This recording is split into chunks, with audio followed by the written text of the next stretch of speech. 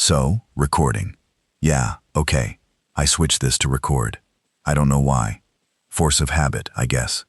I've been filling out incident logs for this job for 9 years, and when something goes wrong, my first instinct is to document it.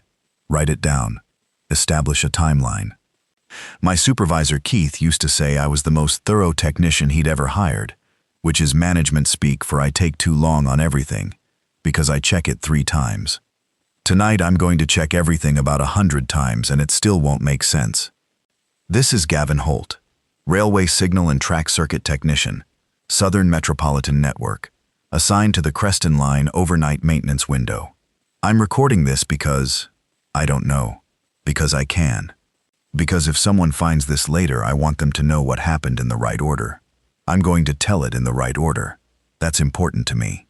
Okay. Thursday, the 8th of March. The shift started normal. Completely, boringly normal. I clocked in at the maintenance depot at 10:15 p.m., grabbed my kit bag from the locker, testing unit, spare fuses, probes, the roll of red insulation tape I always carry because the depot ones are always cheap and fall apart after 20 minutes, my torch, and the master key ring that opens everything, from the platform staff room to the track access gates to about 6 different maintenance closets along the Creston Line. 9 years. I know every door on this line. I know which padlocks stick when it's cold. I know which gate at Station 7 makes that grinding sound on the bottom rail. I know the tunnels by feel. I do the Creston Line overnight maintenance window on Thursdays and Fridays. Have done for 4 years, since they moved me from days after I had the thing with my blood pressure. My doctor said night shift might actually be better for me, because I wouldn't have to deal with the public. My doctor knows me well. I don't do well with unpredictable variables. The thing about being a signal technician is it's mostly very quiet, methodical work. You walk the line, you test the track circuits, you check the axle counters, you look at the signal indication boards, and you write everything down in the log. If something's wrong, you fix it or you call it in. There's a process. There's always a process. I find that deeply comforting. The work has a shape. The night has a shape. I know what to expect, and when something doesn't fit the shape, I notice. I noticed something at 11:43 p.m. I was on Platform 4 at Creston Central, the main interchange station, the big underground one with the curved tile walls and the old wooden benches that nobody has replaced since about 1987. I was crouched at the far end of the platform, near Track Access Gate C, with my testing unit connected to the track circuit terminal, doing a routine continuity check on the 4A approach section. The numbers were fine. Everything was fine. The whole night had been fine. And that's actually what I remember most about those first few hours. How relentlessly fine everything was. My notes from 10:30 to 11:40 are basically a list of tick marks. At 11:43, I heard the 11:47 come into the tunnel. I know the sound of that train. I've heard it arrive on Platform 4 1,000 times. It's the last scheduled service of the night on this line. The 11:47 Creston Central to Westmere via Holloway Road and the Riverside branch. It comes in, discharges the last stragglers, sits for 8 minutes, and then the driver takes it to the stabling yard on the east side of the junction. After that, the line is ours until 5 a.m. The thing is, I heard it wrong. I heard it wrong and I didn't know why immediately. My brain flagged something but couldn't name it, and that happens sometimes. You hear a track noise that's slightly off, and your whole body goes on alert before your brain has caught up with what it registered. I stood up, and I looked down the platform toward the tunnel mouth, and I waited. The train came in slowly, too slowly, not like a driver bringing it in carefully, more like nobody was actively controlling the approach, just a gradual deceleration from whatever speed it entered the section at, the automatic stopping system catching it and bleeding off the speed mechanically. The brakes didn't sound right either. There wasn't the usual squeal, just this low groan, like the wheels were rolling on something they didn't want to roll on. All the lights inside the carriages were off. I mean completely off. Not dimmed, not emergency lighting. Off, dark windows. And I'm standing there at the end of Platform 4, watching this 8-car train coast in, with no interior lights and no visible driver, and the automatic stop system brings it to rest exactly at the platform edge the way it always does. And the door chime sounds, that cheerful three-note chime, and the doors open. Nobody got off. I stood there for probably 30 seconds just watching the open doors. The station intercom played the arrival announcement. This is Creston Central. Passengers should. And then it cut out. Not finished. Just stopped.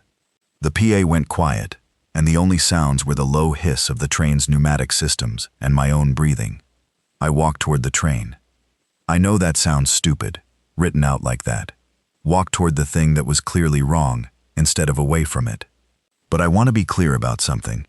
It didn't feel like a horror film moment. It felt like a technical fault. Trains malfunction. Signal systems have failures. Power cuts cause weird cascade effects. My whole job is showing up to things that have gone wrong and figuring out what happened and logging it. So I walked toward the train because that is what I do. The first thing I noticed up close was the smell. Not something I could name exactly. Not burning, not chemical.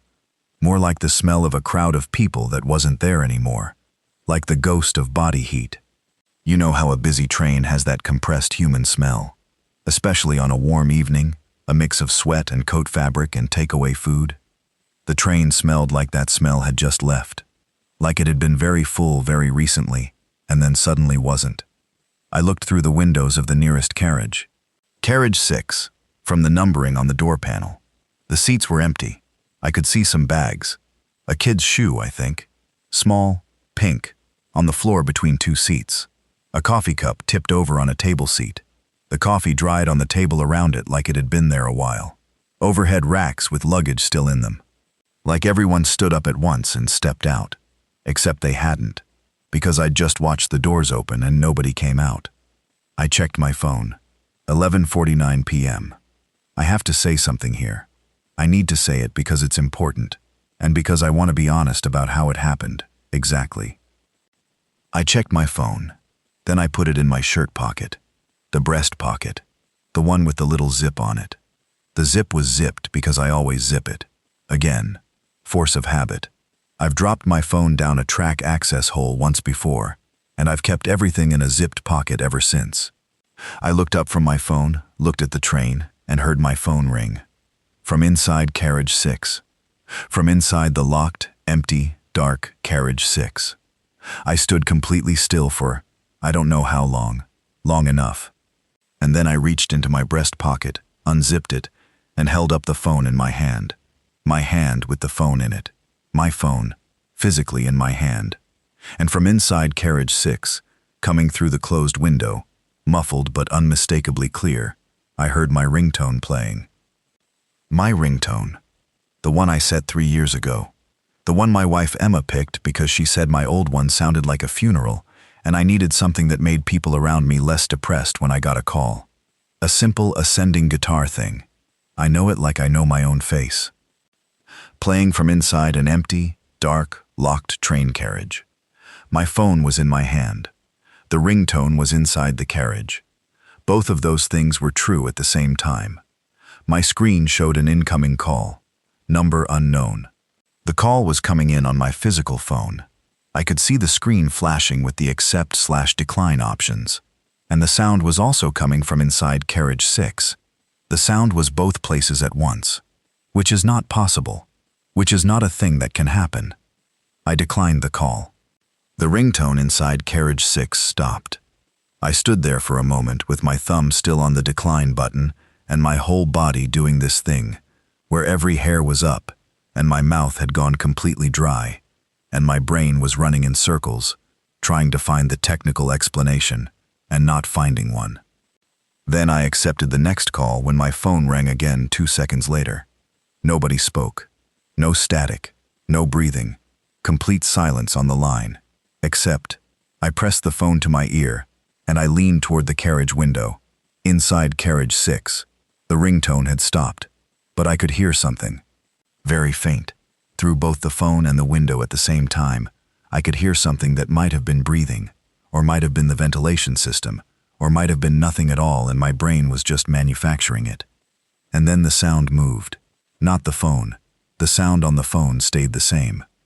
But the other sound, the one inside the carriage, I heard it shift, like whoever was making it walked toward the far end of carriage 6, through the intercarriage connection, into carriage 7. Then my phone went dead. Call dropped. I stood there. Okay. I stood there for a long time.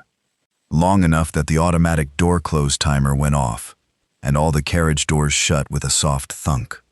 The train just sat there, with all the dark windows and the closed doors, and I stood on the platform with my phone in my hand, and the testing kit hanging from my shoulder, and I thought about what just happened. Here's the thing about me. I am not the kind of person who jumps to conclusions. I'm not dramatic. Emma will tell you that. She says I underreact to things, that I'm constitutionally incapable of admitting something is bad until I have written proof, which has caused some friction over the years, and I'm aware of it. But in this case, standing on platform 4 at 11:51 p.m. with an empty train in front of me, and my ringtone coming from inside it, my internal response was, there is a technical explanation for this, and I am going to find it. I started walking the train. My master keyring includes the emergency door access keys for the rolling stock on this line. We need them for track access work. Sometimes a carriage ends up in our way, and we need to move through it. I use the key on the carriage 6 door, the manual override that opens it from the outside when the central system isn't cooperating. The door opened. I stepped inside. The smell was different in here, closer, heavier, like the crowd smell I'd noticed from outside but amplified, and underneath it, something else, something I kept almost identifying and then losing. Not quite sweat, not quite stress, something sharper, the edge of it. I turned my work torch on because the interior lights were still dead. Everything looked normal, except for the people who weren't there. The bags in the overhead racks, the coffee cup I'd seen from the window, someone's jacket over the back of a seat, a paperback book open face down on the armrest. There's something about an open face down book that always reads as temporary, like the person just put it down to stretch and they're coming back in a minute. A pair of earbuds on the floor. A child's drawing in crayon, the paper crinkled like it had gotten wet at some point, sitting on a table seat. I walked through carriage 6 and into carriage 7. Nothing. Seats, bags, someone's shopping in canvas tote bags under a seat. Carriage 7 into carriage 8, which is the rear cab carriage. In carriage 8, I found the first sign that something had actually happened, rather than just failing to happen. One of the seat table trays was broken off. Not like someone had pulled at it, more like someone had grabbed it from below and shoved up hard, and the mounting had given way. The plastic was cracked, and the whole tray was hanging by one hinge point. There was a handprint on the window beside that seat, palm against the glass, fingers spread. The skin had left oil marks the way hands do, and the pressure had been hard enough that there were faint nail drag lines near the bottom of the print where the fingers had slid down the glass. I stood very still and looked at that handprint for a long time. Then I walked the train the other direction. Front cars, carriage 5, 4, 3, 2, 1, and the driver's cab. Carriage 2 had a handbag on the floor, open, everything spilled out of it, not knocked off a seat. Set on the floor, or maybe dropped there, and the contents scattered like whoever owned it had been going through it in a hurry, or had just dropped it while moving fast. Lipstick, a packet of mints, a folded piece of paper that turned out to be a utility bill, an umbrella, a phone, a good one, screen cracked now, and a set of keys. Still there? Keys, phone, everything. You don't leave your keys. You don't leave your phone. You leave those things when you don't have time to pick them up. Carriage 1 had what I think was blood on the connecting door frame. Small amount. A smear, like a palm or a shoulder brushing past. I told myself it could be something else. Dirt, maybe. Engine grease. In torchlight, a lot of things look like what they're not. But it was the right color, and the right texture, and I knew what it was. The driver's cab was empty. The handbrake was applied. The systems were in standby mode. The driver had stopped the train, or the automatic stopping system had stopped it, and the driver had applied the handbrake before leaving. And then the driver had gone somewhere. The door from the cab to the platform end of the train was standing open, which is not normal. Drivers stay in the cab or they don't. They don't leave the cab door open. I came back out onto the platform. My radio, the work radio I carry for communicating with the control room, crackled. I'd had it clipped to my vest all night, and it had been completely quiet since I'd checked in at 11:15 to report my position. Now it crackled and I grabbed it and said, "Control, this is Holt on Platform 4 Creston Central. The 1147 came in with no driver and no passengers. I'm going to need..." And I stopped because what I heard on the radio wasn't control. It was an automated emergency broadcast. The kind that plays when there's been an infrastructure failure or a severe weather event.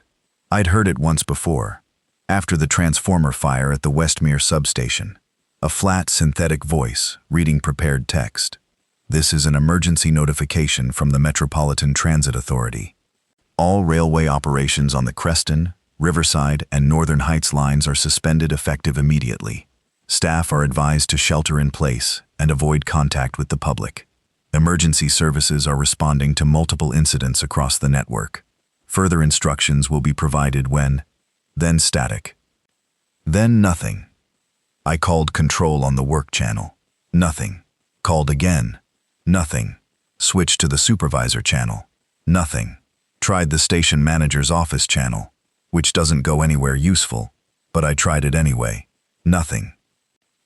I stood on Platform 4 at 11:59 p.m. on a Thursday night, and the station around me was completely quiet, and the empty train sat in front of me, with its doors closed and its lights off, and the automated emergency broadcast had told me to shelter in place, and somewhere in the city, I couldn't hear it from down here, underground, but I found out later that if I'd been up at street level, I'd have heard it clearly. Everything was starting to come apart. I didn't know that yet. Down here, on Platform 4, I just knew the radio was dead and the train was empty, and I had the beginning of a very bad feeling that I kept trying to explain away. My phone rang again. Unknown number. The same call. This time I answered it immediately and I said, "Who is this?" Silence. And then, and this is the part that I still think about, this is the part that plays back in my head in detail. A single sound. Not a voice. Not breathing. A sound like something touching the phone microphone very lightly, like a finger just grazing the mic, and then the call dropped again. I looked at my phone screen for about 5 seconds. Then I went to find Bishop. Bishop is the station cat. Was the station cat before all this? I suppose he still is, technically, if cats can still be said to have occupations. He's a big gray and white tabby, about 4 years old, probably neutered at some point, because he has that big neutered Tom head, but he's calm rather than territorial.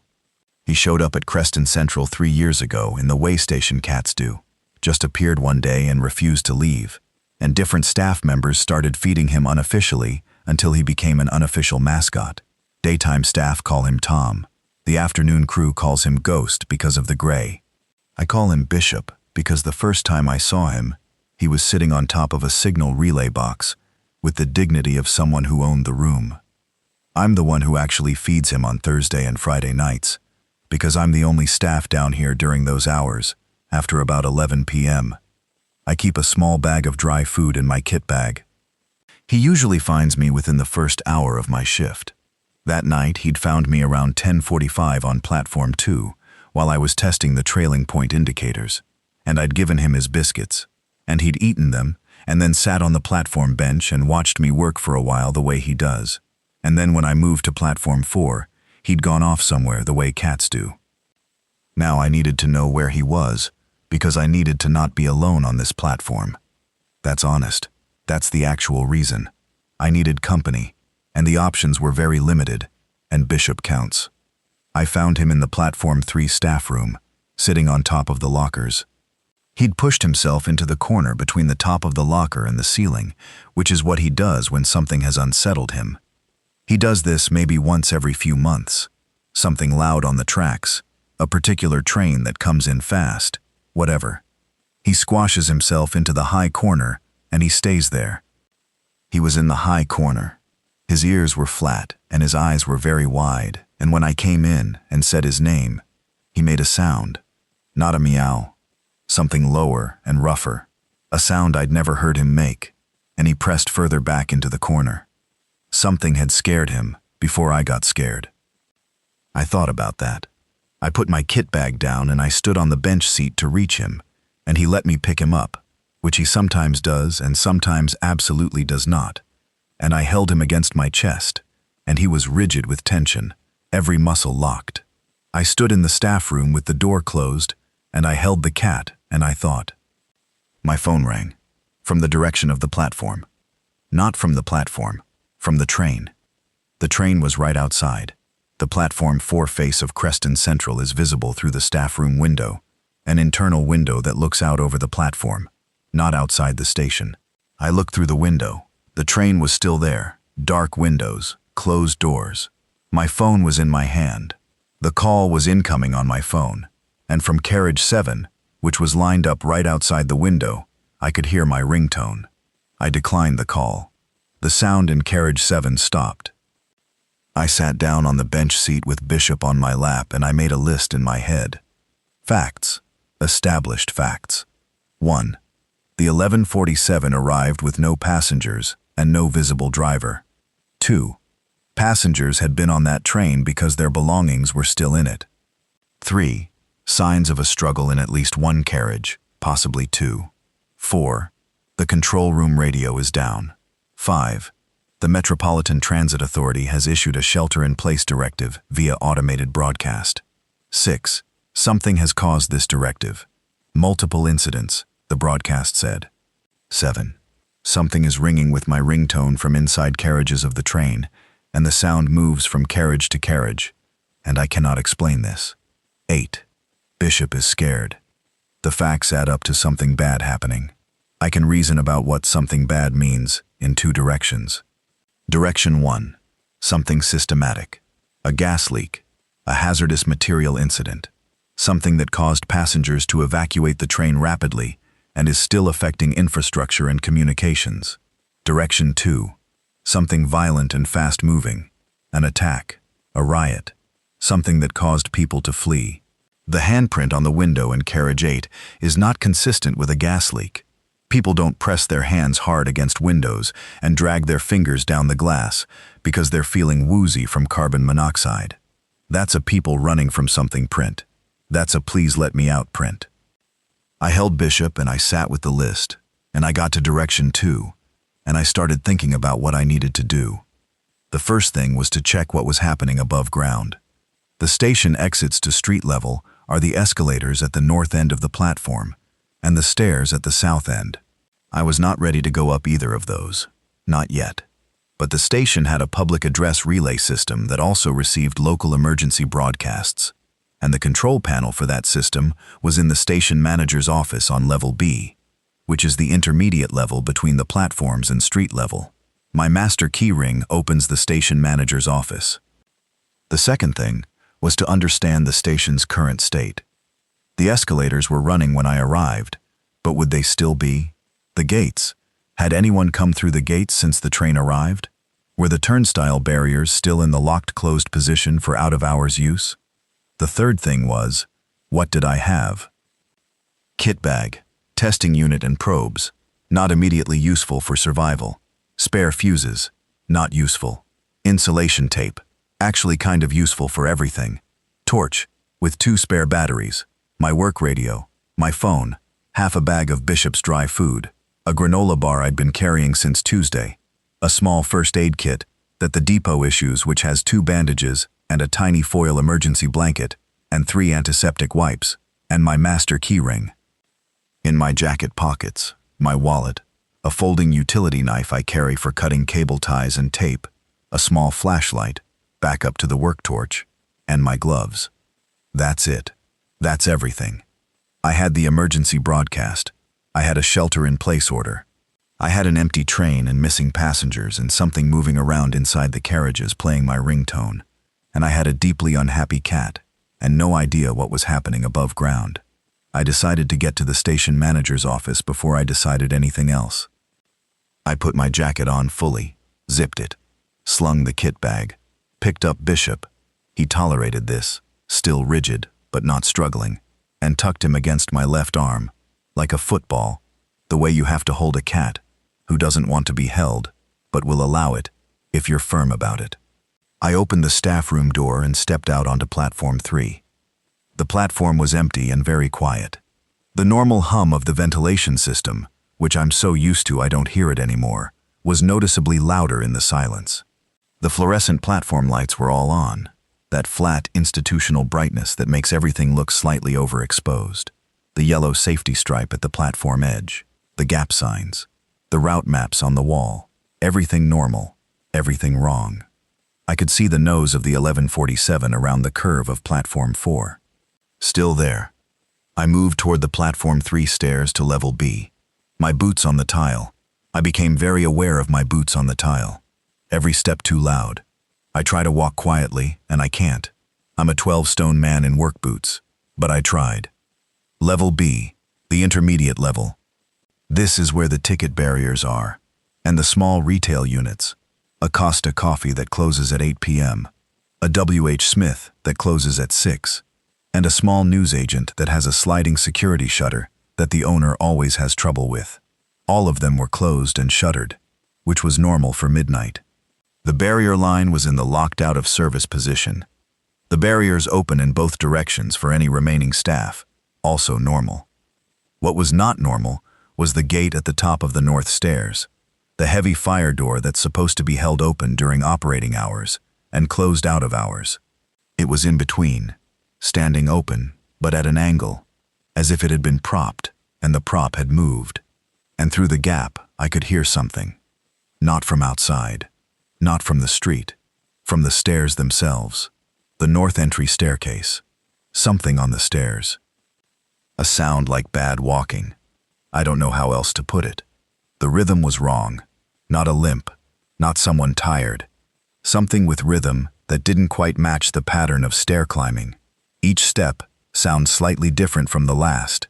Weight distribution that didn't fit bipedal movement. Scraping. And under it, I know this is the part that sounds most like I'm making it up, but I am not making it up. A sound from the throat. Not words, not crying. Continuous, monotone, like someone humming without pitching. Just a drone, all one note, unbroken. The sound was getting closer. It was coming down the stairs. I moved sideways into the alcove beside the W.H. Smith shutter and pressed back into the shadow and held Bishop against my chest and put my hand over his face very gently, just cupped my palm over his muzzle in a way that didn't cut off air but muffled any sound he might make, and I pressed flat against the wall. The fire door at the top of the north stairs swung fully open. The person, the thing that had been making that sound, came through it. I'm going to be very deliberate here, because I've thought about this a lot, and I want to get it right, and I don't want to sensationalize it, and I also don't want to soften it. It was a man. Was, is. I still don't know what tense to use, and I've thought about this a lot too. He was wearing a suit. Gray suit. One of those slightly shiny ones that businessmen on commutes wear. And the jacket was gone, but the trousers and the dress shirt were still there. The shirt was untucked and the collar had been pulled hard enough to stretch out the neck. His face was... he was looking down, looking at the floor, moving at the floor, at the general direction of the floor, but not looking in the way that a person looks, not tracking anything, not focused. His eyes were moving, or rather his head was moving slightly as he walked, so the eyes passed over things, but there was nothing registering, nothing processing. He was moving down the hallway from the stairs toward the barriers, walking that bad walk. The droning continued from his open mouth. Not loud, conversational volume almost, which was somehow worse than if it had been loud. He walked into the first barrier stile. Not through it, into it, hit it with his hip and stopped, and stood there for a moment with his hip against the barrier stile, and made no adjustment, no reaction, then drifted left, hit the next one, drifted right, found the gap where the barrier was set open, went through it, continued toward the platform 3 stairs, moving toward the platform level, moving toward the train. I didn't breathe. I genuinely did not breathe, I just held it, Bishop completely still against my chest, and I watched it, move to the platform 3 stairs and go down them. Then I breathed. Then I went to the station manager's office as fast as I could without running. The station manager's office key is the one I always have trouble with. The lock is old and the barrel sticks. I got it open in about 15 seconds, which felt like 15 years. Inside, desk, computer, PA system console, a lockbox on the wall for the master override keys to the barriers and the escalators, a coat rack with someone's puffer jacket on it, a shelf with binders and a potted succulent and a half-eaten packet of digestive biscuits, and a portable radio, a consumer one, not work comms, the kind you buy at Argos, sitting on the corner of the desk. I turned the radio on, found the local BBC station, advising residents in the greater Creston area to remain indoors and avoid windows wherever possible. The Metropolitan Police are describing the situation as ongoing and state that emergency services are responding across multiple locations simultaneously. Reports are coming in from Westmere, Holloway Road, and the Riverside district of what eyewitnesses are describing as static. Then a different voice, higher, faster. People attacking people. That's what it is. I'm not going to. The emergency services need to stop saying they're managing it because they're not. I've been watching from my window for an hour. And static again. The BBC signal came back. We'd like to reassure listeners that static. I sat on the edge of the station manager's desk, with Bishop still against my chest, and the radio in my other hand, and I sat with what I'd just heard. People attacking people. Multiple locations. Residents advised to remain indoors. I thought about the man in the gray suit, the way he moved, the way he hit the barrier and didn't respond, the droning sound, the nothing in his eyes. I thought about the handprint on the carriage window, the slide of the fingers. I put Bishop down on the desk. He immediately walked to the corner of the desk and sat with his back to me, pressing into the corner, which is stress behavior. He was still scared. And I went to the PA console, and I tried to reach control one more time on the work radio, and I got nothing. And then I sat with myself, and I started to think about what I was going to do. Let me tell you something about being a signal technician. The job is fundamentally about managing failure, not preventing failure. You can do preventive maintenance and systems still fail. The job is about understanding what a failure looks like, what it means for the network, and what options exist. You assess the condition of the failure. You isolate it if you can. You work out the cascade effects. What does this failure break downstream? And then you work with what you have. I was going to do that now. I was going to treat this like a signal failure on a grand scale. What was the failure? Unknown, but significant. Multiple incidents across the network. People behaving dangerously. A shelter-in-place order. Communications down. What was my current isolation? Good, actually. I was underground in a staffed station. The platform level could be accessed from 2 staircase entries and 2 escalators from level B, and from the track access gates which I had keys to and which were already locked. Level B had 2 stair connections to street level. If I could secure those connections, I'd have a relatively isolated space. What were my cascade risks? The man in the gray suit was already on platform 3. That was the most immediate risk. The escalators were still running, meaning someone could ride them down from street level without knowing I was here. The barriers were set open, so there was no physical check on people coming down. What did I have to work with? My keys, my knowledge of the station layout, my knowledge of the signal system, a PA console, a portable radio. Whatever was in this office. Whatever was in the storage and maintenance rooms I knew about in this station. I gave myself 5 minutes to work through the logic. Then I went to work. The lockbox on the wall. My master keyring opens the lockbox.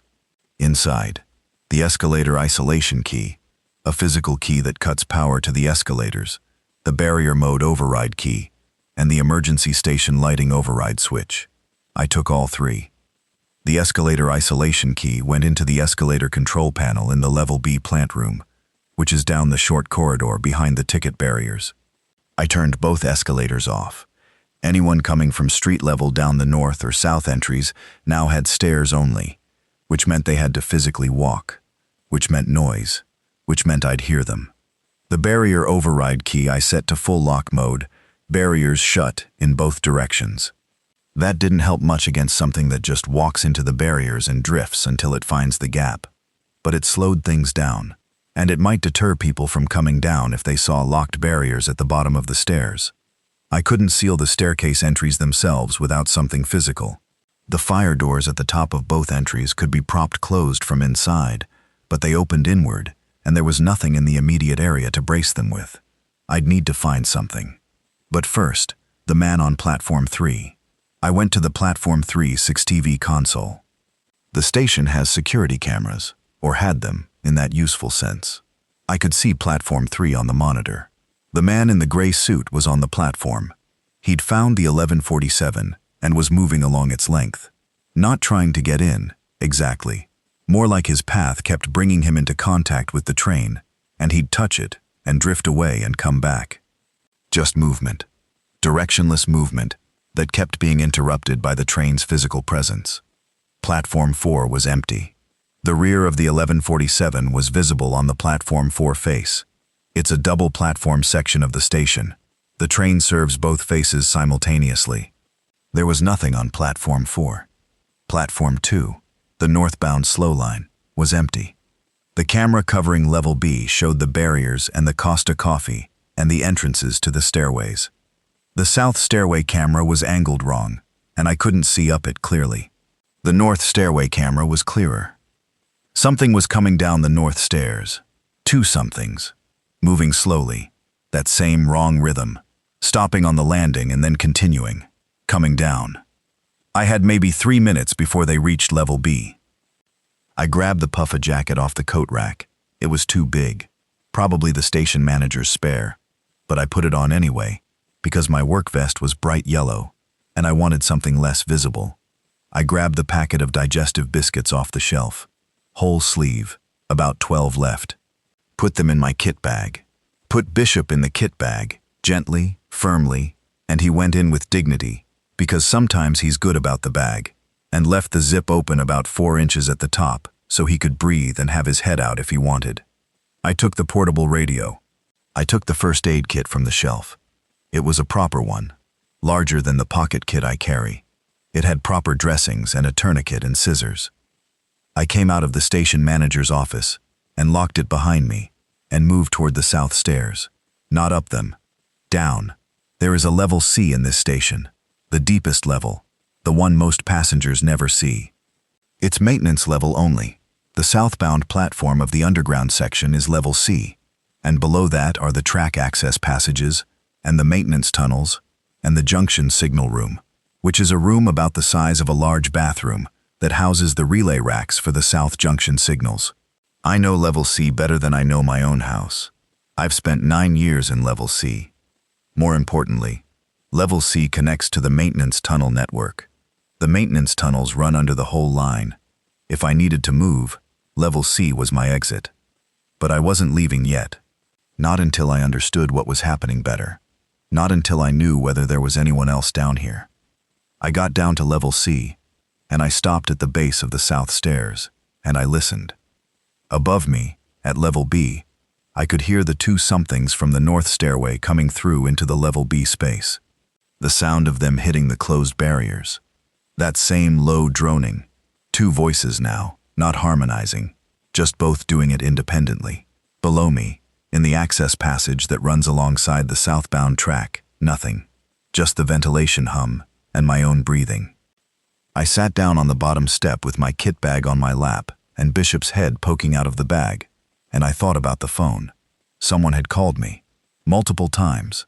The sound had moved through the train, carriage to carriage. Now I was underground, with no way to explain what had happened, and the question I kept coming back to was, had it been a person? Was there a person somewhere who had called me? Was there someone still in that train, hiding, moving between carriages, calling my number? Why my number? I work for the railway. My number isn't publicly available, but it's on internal staff rosters. It's on the maintenance schedule paperwork.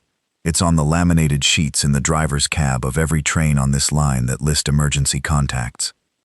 If someone on that train was hiding and they'd found the driver's emergency contact sheet, they might have called me, the signal technician. The person they knew would be somewhere in this station at this hour. If they'd called me, if a person had called me, then they were in the train, or they had been. I sat with this for about a minute. Then I made a choice that I have second-guessed approximately 400 times since. I went back up to platform 4. Let me stop the recording for a second. I want to make sure this is capturing. There's a battery indicator on the side of this radio, and the record function drains the battery faster than transmit does, which is counterintuitive, and I learned this by accident around day 3 when I checked the charge level and panicked. I've been charging this off the junction signal room's battery backup since then. Okay, still recording. Good. Where was I? Platform 4. Going back up to platform 4 to look at the train. I went up from level C to platform 4 via the south stairway on the platform 4 side. I came out near the south end of the platform, which is the end opposite where the train's cab is. The rear of the train was near me. The platform 3 face of the train, visible from where I was if I looked across the tracks, which I shouldn't do, because you don't step over the yellow line, and you definitely don't lean over the tracks. But I could see through the gap in the platform safety screening. The man in the gray suit was at the far north end of the platform, still doing his drift against the train thing, not moving toward me. I approached the rear carriage of the 1147, which would be carriage 8, the one where I'd found the broken table tray and the handprint. I looked up at the windows, pressed my face close to the glass of the rear emergency door, and used my torch. Inside carriage 8, I saw nothing except what I'd seen before, but I was looking at the whole carriage from the wrong angle, and the carriage is long, and there's a row of seats that block sight lines from the rear. My phone rang. It didn't ring from inside the carriage this time. It rang in my pocket, from my actual phone, normally. I grabbed it and answered. Breathing this time. Actual breathing. A person breathing. Slightly irregular. The way someone breathes when they're trying not to make noise, and they're not quite succeeding, because they're scared. I said, hello, I'm here. I'm on platform 4. Who is this? A pause. More irregular breathing. Then a voice. A woman, I thought. Though it was so quiet it was hard to be certain. She said, are you? Which one are you? And I said, what do you mean, which one? And she said, are you sick? Are you one of them? And I said, no, I'm a signal technician. I work on this line. I'm on platform 4. Where are you? A long pause, long enough that I started to think the call had dropped. Then, how many of them are on the platform? I looked both ways along platform 4. Just the one, far end of platform 3. I can't see platform 4 from here completely. I moved down the platform while I was talking. Nobody on platform 4 visible from where I could see. There's one on platform 3. I can't see others. She said, okay. Then, okay. We moved. We're not in the train anymore. I said, where are you? She didn't answer that. She said, is the north entry closed? The stairs. Is it closed? No, I couldn't seal it. There are. 2 of them came down the north stairs. I locked the barriers. She made a sound, not words, a sound. I said, tell me where you are and I'll come to you. She said, why?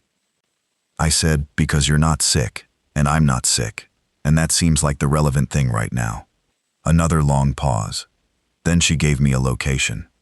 She was in the maintenance access corridor that runs along the east wall of platform 2.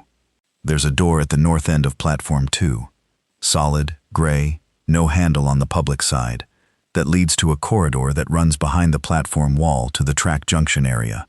It's locked from the platform side. From inside, it's a lever handle. My key ring. The platform access doors. I had the key. I came off platform 4, went through the cross passage between the platforms. That short underground corridor that connects the platforms below the tracks, comes up via stairs on both sides, and came up on platform 2. Platform 2 was empty. I moved along it as quietly as I could and got to the gray door at the north end and used the key. She was on the other side of the door. Not alone. There were 4 of them. She was crouched against the corridor wall.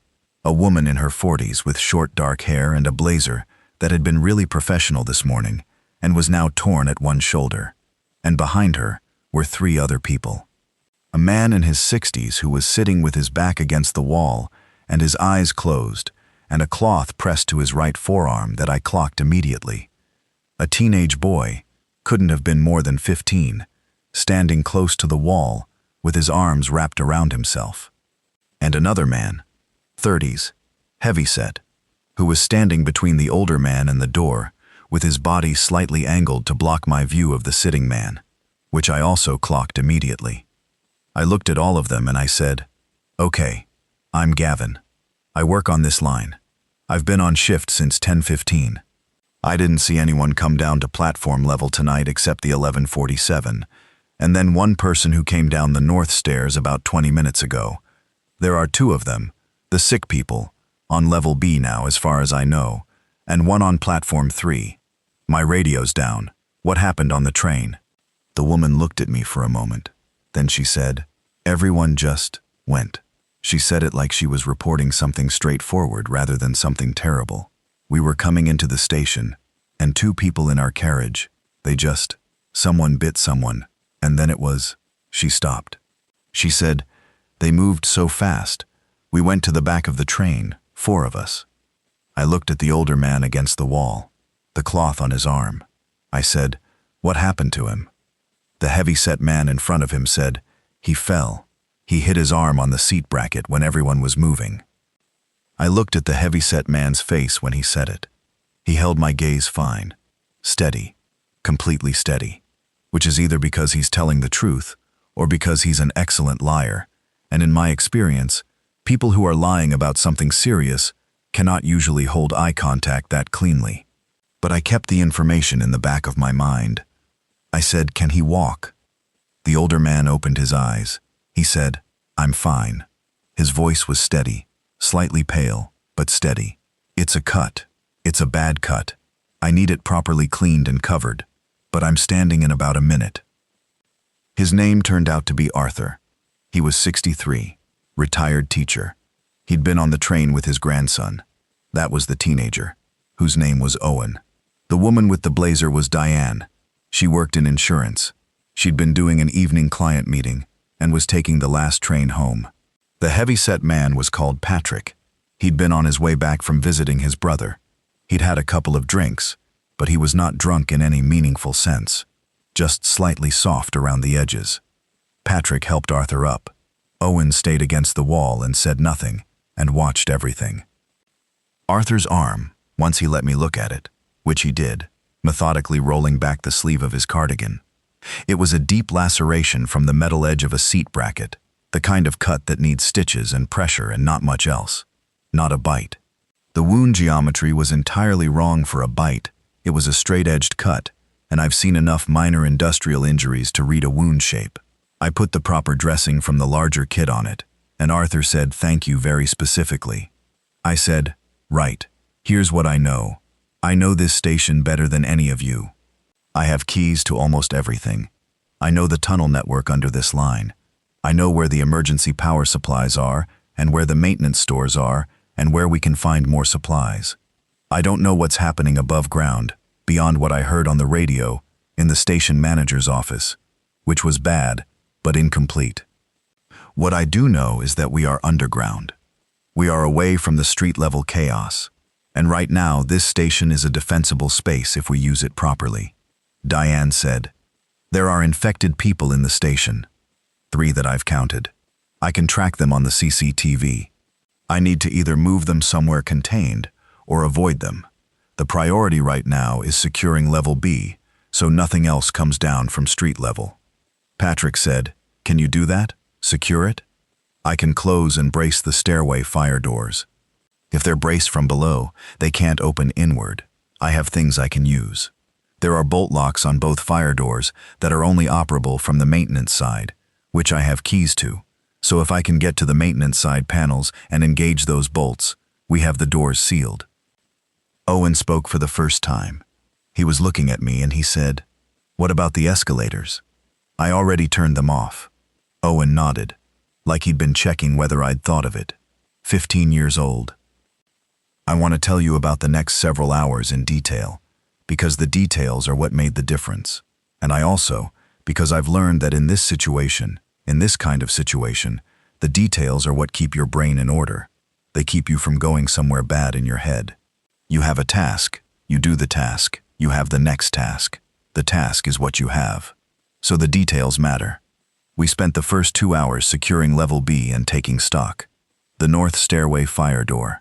I used the maintenance access panel on the level B side to engage the emergency security bolt. This is a physical steel bolt that goes into a receiver in the door frame. It exists for extreme emergency situations like a fire or a security incident, and I've never had reason to use one in 9 years. The panel itself is a small gray box behind a panel on the wall, accessible with a specific key on my ring that I've only ever used twice during training. The bolt engaged with a thunk that I felt more than heard. The door was now sealed from below. Nothing coming down from the street-level north side. The south stairway, same process. I sent Patrick with me to hold the torch while I worked the panel, because my torch was clipped to my shoulder and doesn't angle well for working close. 15 minutes, both doors sealed. The 2 infected people on level B, the ones who'd come down the north stairs. They were still at the barrier line when I'd last checked the CTV. Now, with the north stairway sealed, they couldn't go back up. They were contained on level B. They weren't going to go anywhere productive unless we gave them a reason to. They moved toward sound. That was the first thing I'd established from watching the one in the suit. Every time a sound happened, me moving, a door closing, he moved toward it. Not intelligently, not like he was tracking, just toward it. The way a weather vane turns toward wind. The sound was the stimulus, the movement was the response. No reasoning in between, which meant if we were quiet, they stayed where the sound was. The infected on platform 3, the man in the suit, was still on platform 3 when I checked the cameras. He'd moved to the far south end of the platform now, and was standing near the track edge, facing the tunnel, not looking at anything, just standing. Level B above us was secured. The platforms below us had 1 infected person. The level C maintenance level was clear. The next thing was supplies. This is the part where being a 9-year veteran of this station paid off, because I know where everything is, including things that aren't on any official inventory. The maintenance stores room on level C is behind track access gate B. Full key access on my ring. This room is where the maintenance depot keeps overflow stock for things like signal equipment, cable, replacement lamp fittings for the platforms, cleaning products, and track equipment. None of it is food or survival gear specifically, but here's the useful thing. There is a crew restroom at the far end of the maintenance corridor, because track workers doing overnight shutdowns sometimes have 4-hour windows where there's nothing to do, and you can't leave the site. The crew restroom has a kettle, a microwave, a mini fridge, and a supply cupboard. I've eaten from that supply cupboard on late-running shifts. I know what's in it at any given time, because I've spent a lot of time on this line. I went there with Diane. I didn't want to go alone, and I wanted to assess her, how she moved, whether she could be useful in a tight situation. The answer was yes. She was scared, but functional. She walked quietly, without being told to, and she didn't ask questions that weren't useful questions. The supply cupboard, 2 boxes of PG Tips tea bags, 1 large tin of powdered milk, 6 tins of baked beans, 3 tins of soup, cream of tomato, cream of mushroom, minestrone, 1 tin of sardines, a bag of sugar with about half left, an unopened box of Revita crackers, 2 packets of instant porridge sachets, some miscellaneous condiment sachets, ketchup, mustard, small mayo tubes, a jar of peanut butter with about a third left, a box of stock cubes, a packet of mixed nuts, 2 chocolate bars, a half-finished bag of jelly babies that I assume someone was planning to come back for. Not exactly a long-term survival cache, but something, enough to not be nothing. I also checked the mini fridge, 4 cans of Pepsi, someone's lunch from what must have been a couple of days ago that I was not going to risk, and 2 pints of full-fat milk, which were still good. I carried what I could and sent Diane back with the rest. She made a second trip. Next, the W.H. Smith and the Costa on level B. This was trickier, because level B had 2 infected people, and I needed to get to the retail units, which were on level B. I thought about this. The units were accessed from the level B concourse. The infected were at the barrier area. If I went quietly, came in from the staff side corridor that runs behind the retail units rather than through the concourse itself, I could potentially access the stock rooms without going within sight of the barriers. The staff side corridor. There's a fire exit at the back of the W.H. Smith, connected to a service corridor that runs behind all 3 retail units and opens onto the level B plant room. I had the corridor access key. I'd never actually used it before, because I had no reason to, but it's on my ring. I went in through the fire exit at the back. I crept through the service corridor to the back of the W.H. Smith. The service door into the W.H. Smith stockroom is just a plain door with a standard handle on the stockroom side. The W.H. Smith stockroom was roughly the size of a large bathroom. Cardboard boxes of magazines and newspapers, boxes of confectionery, a rack of vaping products, a shelf of toiletries, toothbrushes, travel toothpaste, deodorant, aspirin, ibuprofen, a packet of plasters, a case of water bottles, 24 of the 500 milliliter size. I took the water case. All of it. The case had a handle on each side and weighed more than I wanted to carry, but I was carrying it. I took the confectionery boxes. They had mixed chocolate bars, packs of chewing gum, some sweets. I took all the ibuprofen and aspirin. I took the plasters. I took a pack of travel toothbrushes and the toothpaste. I dragged the water case to the fire exit door, and I had a moment where I needed to go back through the fire exit, and it makes a noise when it opens. Not a loud noise, but in that quiet, it was louder than I wanted. I went slowly. Nothing happened. The Costa stockroom, coffee products. I took them, not for the caffeine specifically, but because they were trade goods, and because sugar and calories matter. Sugar, a box of those little wrapped biscuits they give you with a coffee, some paper cups. More importantly, 2 large pump-style flasks of the type they use to keep hot milk, which are insulated and sealed and would be useful for storing water. I took those. The newsagent, smaller stockroom, less useful. But they had a box of protein bars near the stock door, the kind that fitness people buy when they're in a hurry, and I took the whole box. And there were 2 multi-packs of crisps, and I took both. And this is the one that actually seemed the most useful in the moment. A box of disposable lighters. A whole box, 36 of the small Bic type, sitting on a shelf next to the cigarettes. I took the whole box. I don't smoke. I've never smoked. But fire is fire. I got all of this back to level C, and then I sat down in the crew restroom with the others, and we looked at what we had, and I made an inventory on the maintenance log notebook from my kit bag. Because I make lists. Always. It's the only way I know how to feel like I have any control. Water. 24 bottles plus the 2 pump flasks, which I could fill from the staff bathroom tap. The tap was still running. Mains water. No dependency on electricity. This was important and I noted it. Water was fine for now. Food. Enough calories to be meaningful. The tins were heavy and filling.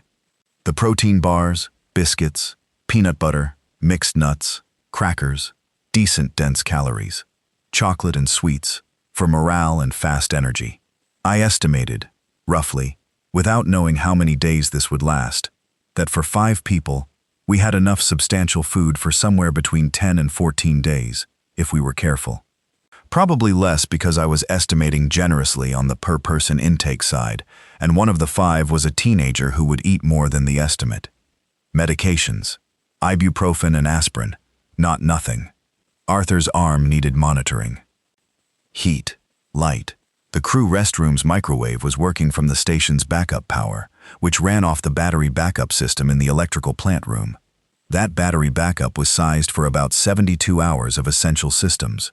Emergency lighting, the signal relay room, communications. I needed to check what was drawing from it, and turn off everything I could to extend its life. The microwave could heat the soup and beans as long as power lasted. What we didn't have, proper medical supplies beyond the first aid kits I'd combined. No antibiotics. No suture kit for Arthur's wound. No change of clothing for any of us. No proper sleeping arrangements. The crew restroom had 2 chairs and no beds. The platform benches were available but exposed and uncomfortable. I added 2 things to the list that I then crossed off and re-added because I kept second-guessing. Weapons. I'm not a weapon person. I want to be clear about that. I'm a person who carries a utility knife for work purposes, and who, in 9 years of night shift on the railway, has never had cause to use it as anything other than a utility knife. What I did have available in the maintenance stores was a full set of track workers' hand tools, including a heavy 800-gram hammer, a set of heavy-duty bolt cutters, several long-handled inspection tools that would serve as poles, and cable tie wire in coils. These were not weapons in any satisfying movie sense, but they were solid objects and heavy objects and long objects, and the option to have them was better than the option not to. I brought the hammer out. I left it on the crew restroom table. I didn't tell anyone what it was for specifically. I didn't need to. Everyone knew. Communication. My phone had signal in the crew restroom, weak, 2 bars, which surprised me, because deep underground you often get nothing, but there's a network repeater somewhere in the station's infrastructure that boosts signal for staff. The station manager's office landline was on the wall in the station manager's office, which was sealed on level B, and I didn't want to go up there yet. But my phone had 2 bars. I tried Emma. Emma is my wife. We've been married for 11 years. We live in a terraced house in Fenwick Road, which is about 2 kilometers from Creston Central Station, in the direction away from the city center. She would have been asleep when the shift started, because Emma goes to bed at 10:30, and she doesn't wait up for my shifts. She's learned not to, because she was exhausted, and because she knows I always come back.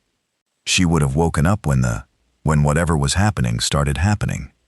The call went to voicemail immediately, not ringing first, straight to voicemail. Her voicemail says her name and says she can't come to the phone and asks you to leave a message after the tone. I left a message. I said I was underground. I was at Creston Central. I was fine. I was with a small group and we were safe. I was staying put until I knew what was happening outside. And I said I loved her. And I said our house is good, because it's an end terrace, with a solid back wall, and the front door is heavy, and we replaced the lock last year. And I said don't come looking for me. I will come home. I will come home when it's safe. But don't come looking for me in the city, because the city is, I said, not good, and I could hear how inadequate that was, but I didn't have better words. I hung up. I sat for a second. Then I sent her a text with the same information in shorter form, because texting sometimes works when calls don't, and I included the station address just in case, and I put my phone back in my zipped pocket. Owen was watching me. He said, "Did you get through?" I said, "Voicemail." He nodded.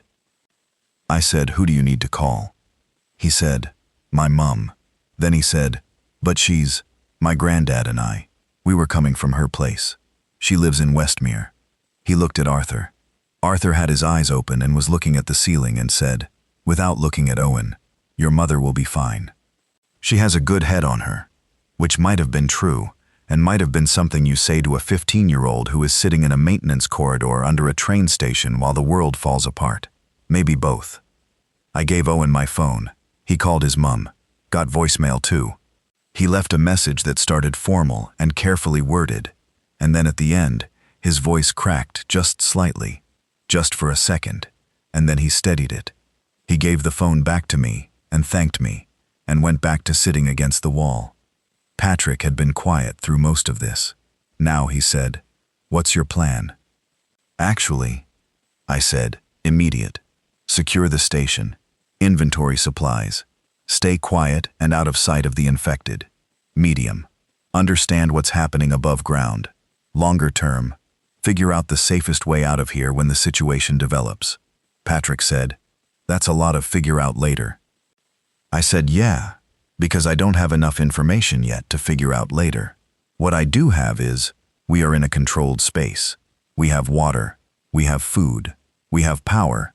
for an unknown but significant period, and we have 3 known infected in the station with us, who are not currently a threat if we're careful. He said 3. I said 2 on level B, 1 on platform 3. I'll keep watching the cameras. He said, and you can control. You can stop more from coming in. I've sealed the north and south stairs from below. The only other access point is the track tunnels, and the track access gate C is locked. That's the one in the platform wall. The only way from the tunnels directly onto the platform. That's already locked. I was at it when the train came in. He thought about this. Then he nodded. Not warmly. Patrick wasn't a warm person. He had the energy of someone who needs to vet information before he trusts it. But he nodded. Diane said, what about other people? Other people could be stuck down here. I said, I know. I've been thinking about that. The thing was, the phone calls. The thing moving through the carriages. The call I'd gotten in the maintenance corridor from the woman who turned out to be Diane herself. If Diane had called me from the maintenance corridor using her phone, what had been moving through the train before that? What had been producing my ringtone in carriage after carriage? I'd been so focused on the immediate problems of securing the station that I'd let the train question sit at the back of my mind. But it was sitting there, and it kept growing. I said, the train. Can you tell me exactly what happened on the train, in detail, from when you first knew something was wrong? Diane and Patrick told me, with Arthur adding details when he could, from where he was sitting. Owen didn't add anything, but he was listening. They'd been on the 1147 since Holloway Road, 4 stops back. The train had been moderately full at that point, not packed, but occupied. Maybe 60, 70 people across the 8 carriages. They were all in carriage 6, Diane by window, the others spread nearby. The train had been normal until they were approaching the platform 4 approach section, the section I'd been testing the continuity of when all this started. It was a man first, a man who had been sitting quietly in carriage 4, 2 carriages forward. Diane hadn't seen it happen. She'd heard it. A sound she described as wrong, not screaming, more abrupt than screaming, more like a sudden impact. Then someone ran through the interconnecting door from carriage 5 into carriage 6. And then someone else, and by then there was screaming too, from further forward in the train. The infected one, the first infected person they saw, came through the interconnecting door from carriage 5 into carriage 6, moving at speed. Not the drift and drone of the man in the suit. Something faster, more agitated, hands forward, going toward anyone it encountered. People in carriage 6 had the door at the rear, to carriage 7. They went through it. Some people jumped for the emergency stop cord, which stopped the train and triggered the automatic station stop, which is what brought the train into the platform on automatic rather than under driver control. The driver, they assumed, had been one of the first people affected. By the time the train stopped, most of the passengers had concentrated in carriages 7 and 8, the rear carriages, and the infected had spread through carriages 1 through 6. When the doors opened at platform 4, the passengers in 7 and 8 ran, not onto the platform, because the infected were moving and people were terrified of going onto the platform. They ran through the rear emergency door at the back of carriage 8 and across the track junction area and into whatever access point they could reach. Diane said it was chaos. Someone had a key, a staff or driver's key from the emergency kit in carriage 8, and the rear access door opened onto the track.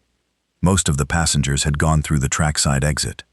Diane's group of 4 had gone the other way, back toward platform 3, through the connecting cross passage, into the maintenance access corridor. I said, so where did the passengers go? The ones who went trackside.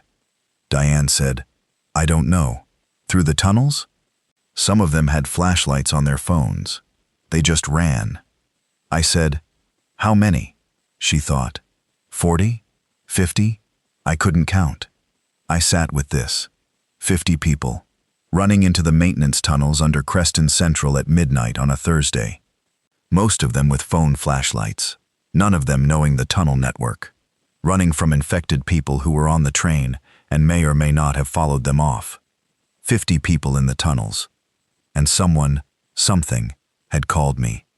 had produced my ringtone in multiple carriages of the train, had called me on my phone from an unknown number, and when I finally got through, a person was on the line, Diane.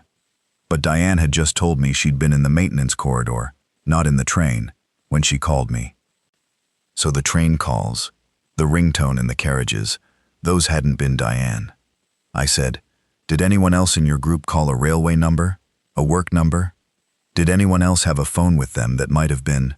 And Arthur looked at me and said something that I didn't expect. He said, "I have two phones, a personal one and an old work one I keep charged for emergencies. The work one has the number for the Metropolitan Transit Network emergency staff line in the contacts." I said, "Let me see it." He took it out from his cardigan pocket. Standard older smartphone, cracked screen at the corner, case starting to peel. I looked at the call log. In the call log, from 11:50 p.m. to approximately 12:15 a.m., the phone had made 17 outgoing calls to a number in the contacts labeled MTN Emergency Staff. 17 calls. Going out from this phone, I looked at Arthur. I said, "Did you make these calls?" He said, "No, I haven't used that phone since I picked it up this evening." I said, "Then who did?"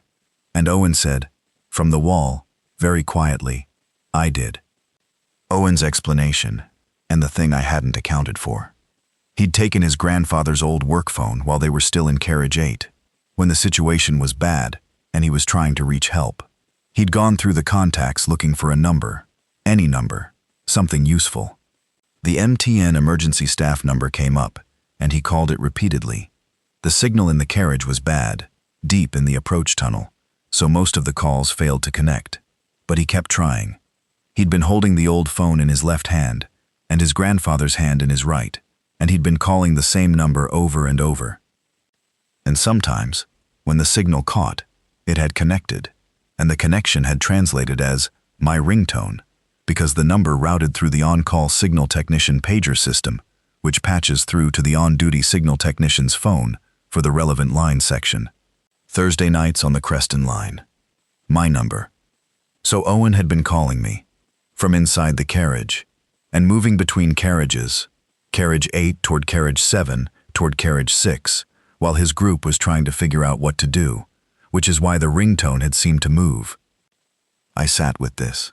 It explained everything about the calls, the moving sound, the multiple carriages, the phone in my hand ringing from inside the train, technical explanation, network routing, an anxious 15-year-old working through contacts on a dead relative's phone.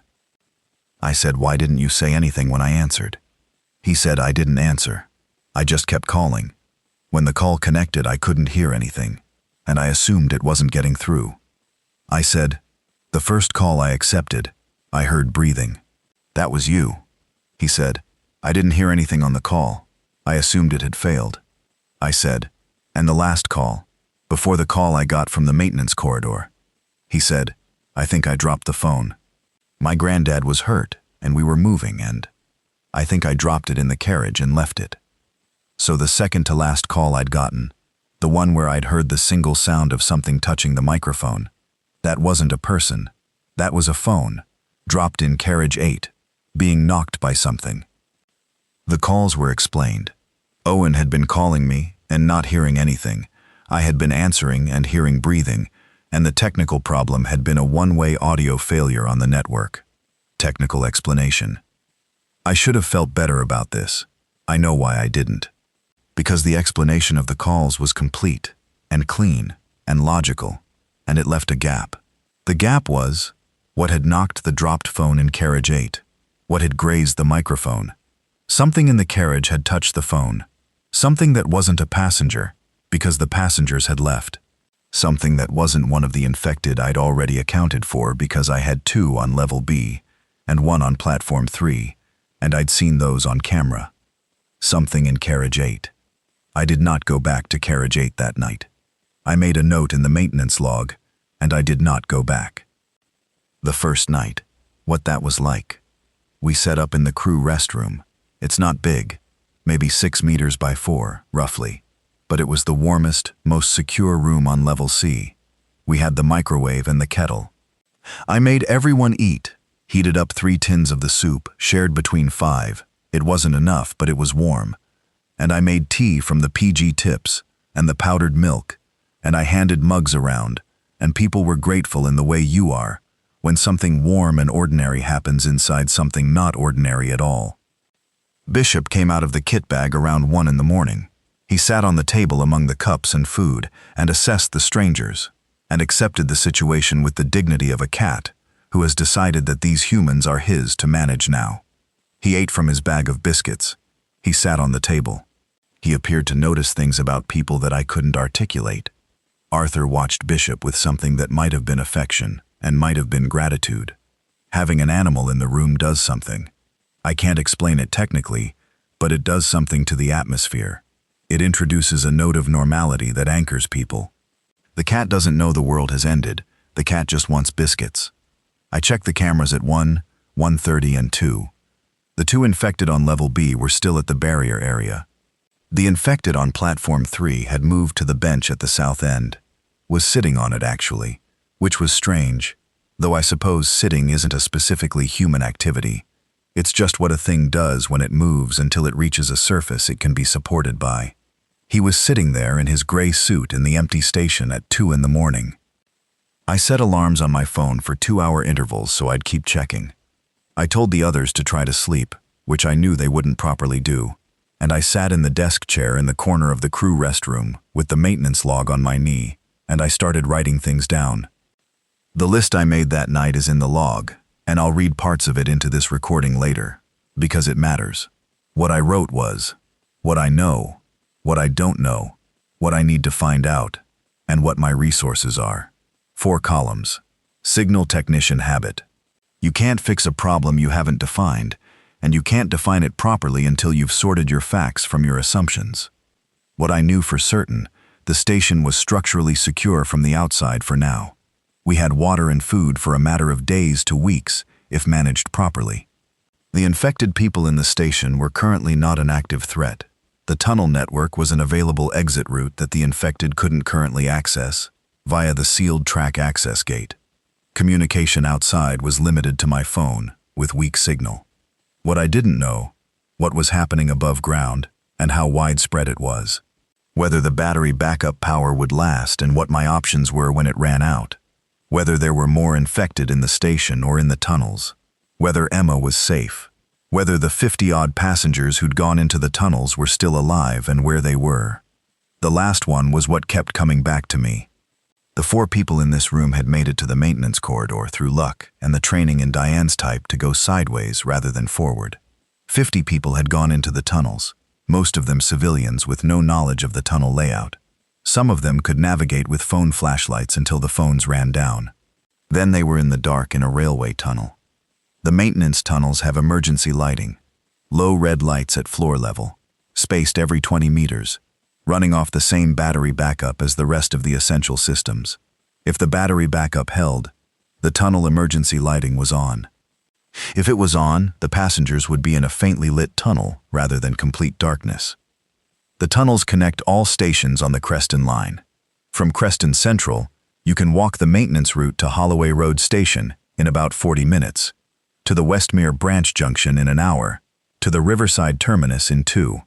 The stations on the route have maintenance-level access rooms, locked, but the same master keyring that opens everything in Creston Central opens everything on the Creston line. The rooms have emergency supplies caches, not large, but something. First aid, torch, emergency blanket, sometimes water bottles.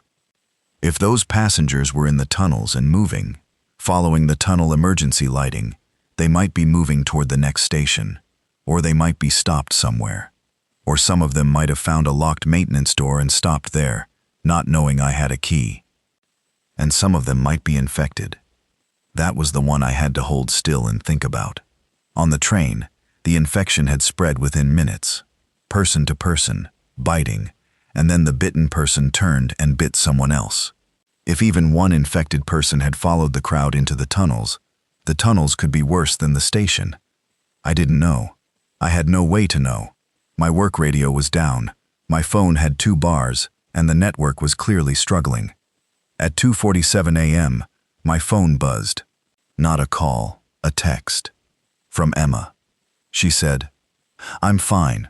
I'm in the house. I've been watching from the upstairs window. It's bad on the main road, but not here yet.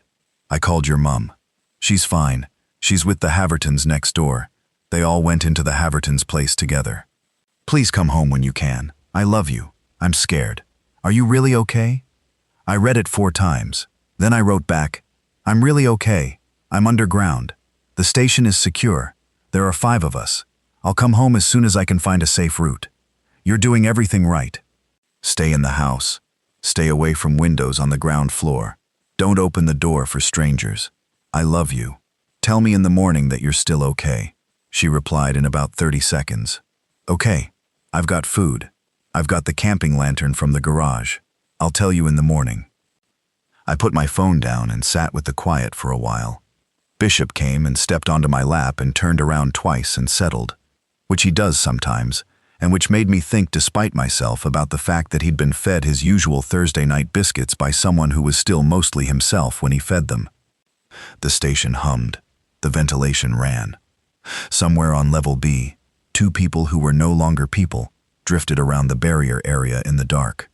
I made it to 4:30 before I slept, about 90 minutes, in the chair. I woke up at 6 because my alarm went off, and the crew restroom was very quiet, and Owen was asleep on the floor with his jacket under his head, and Arthur was asleep in the other chair, and Diane and Patrick were both sitting against the wall with their eyes closed, but not properly asleep, the way you are when you're watching from the inside. I checked the cameras. Things had changed on Platform 3. The infected man in the gray suit was still on the bench, but he wasn't alone anymore. There were 4 of them. 3 others had appeared on Platform 3 overnight. I didn't know when or from where. I'd been sleeping during the period when I should have been watching.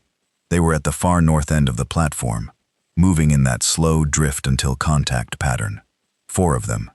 I stared at the camera monitor for a long time. Then I figured out how they'd gotten in. The rear emergency door of the 1147, the one the passengers had used to exit the train onto the trackside. It was still open. I could see it on the side camera, the carriage 8 rear door standing ajar, leading onto the track level. And from the track level, if you climbed up, the jump from track to platform is not huge, maybe half a meter. You could get onto Platform 3 from the track access side, which is different from the track access gate C entrance. The platform edge. The track to platform edge. I hadn't sealed that because you can't seal a platform edge. It's just an edge.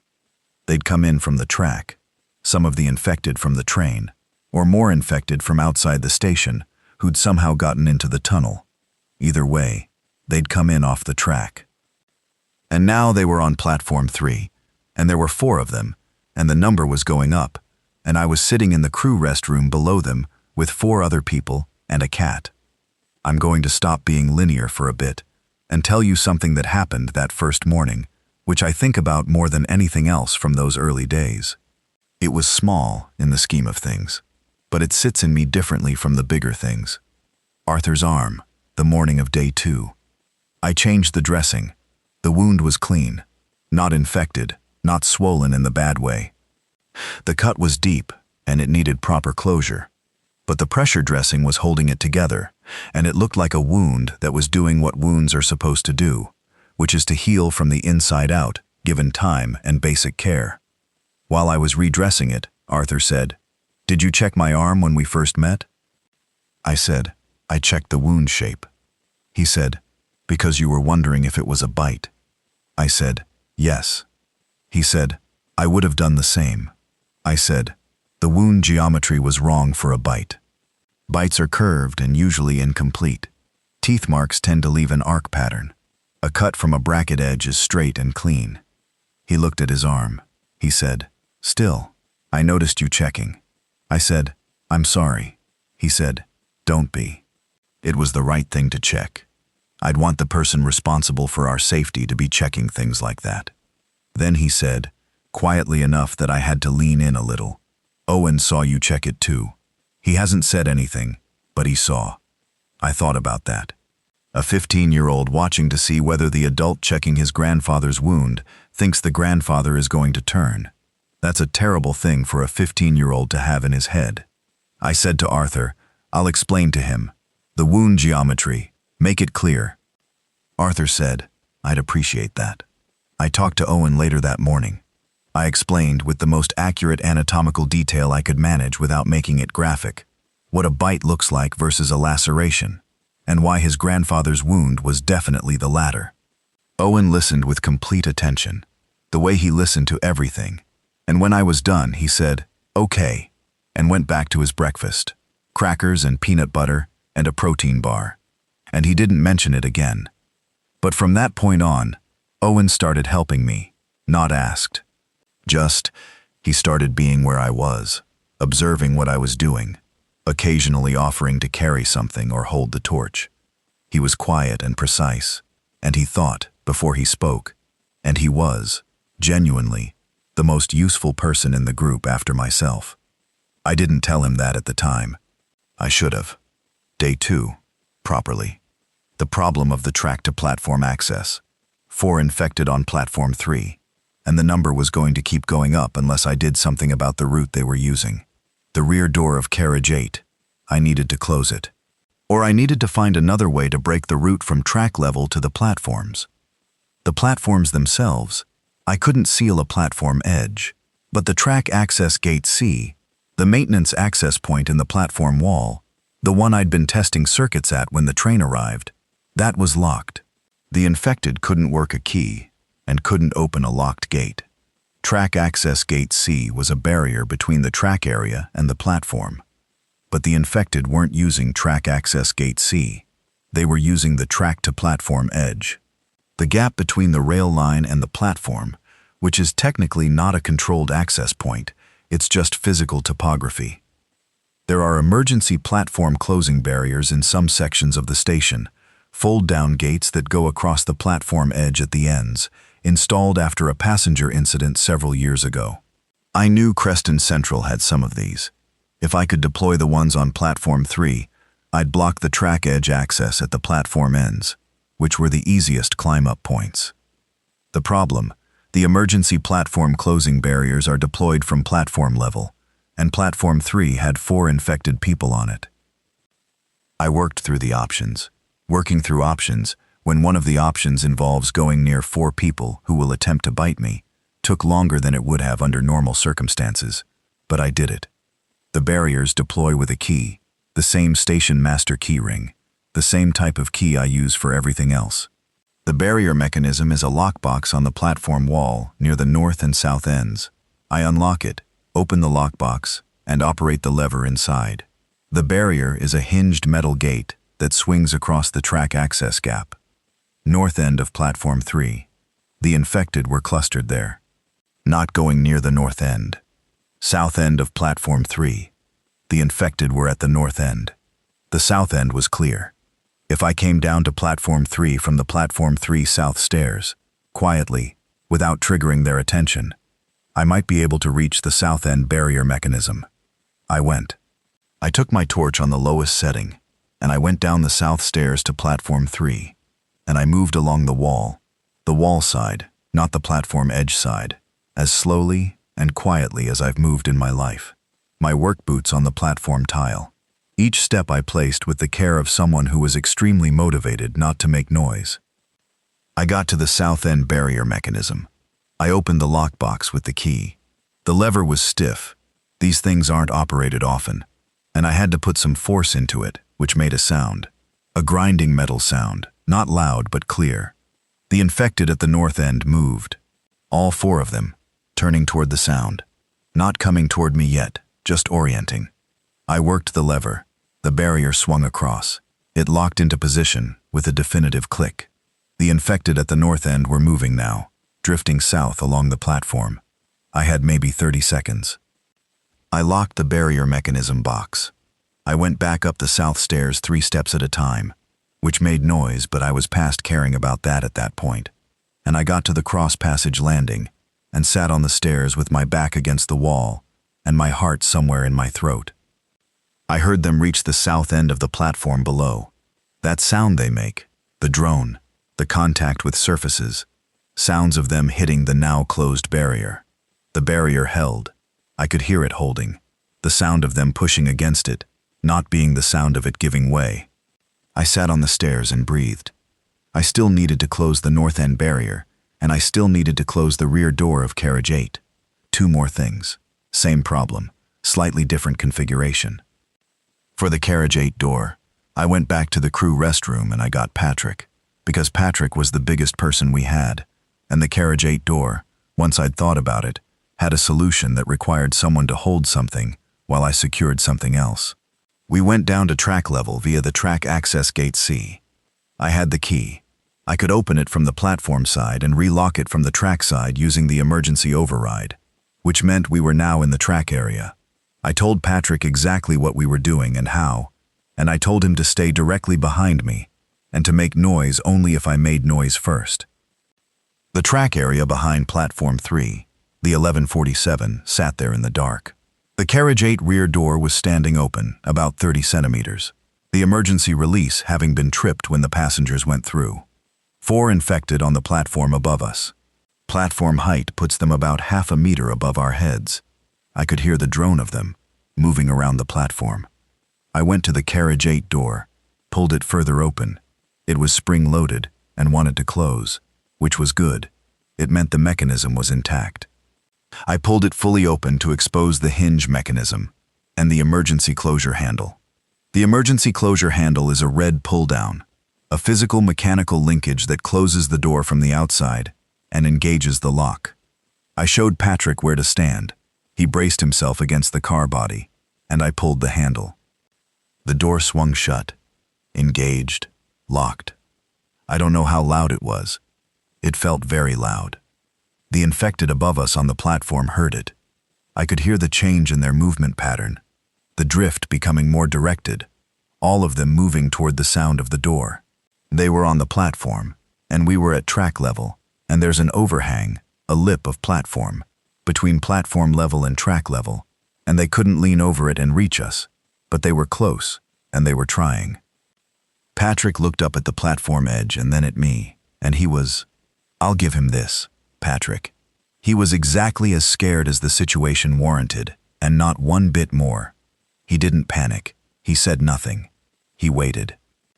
I said go very quietly, and we walked back along the track to track access gate C, and I used the emergency override key, and we went through, and I locked it behind us.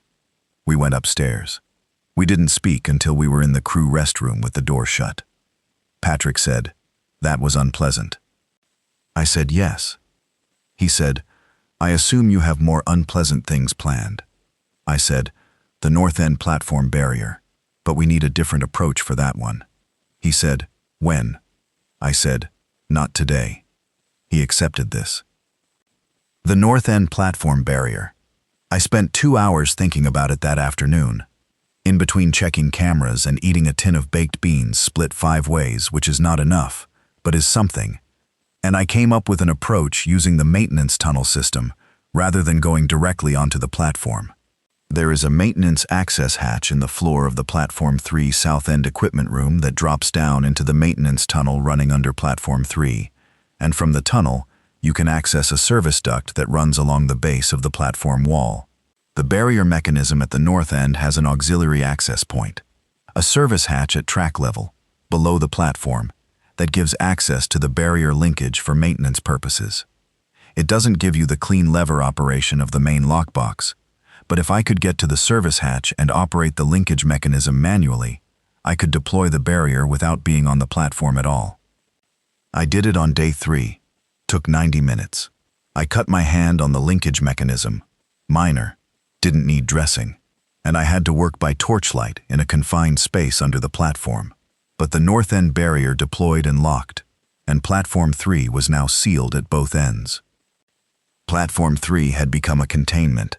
The 4 infected in it were trapped there. It wasn't a permanent solution.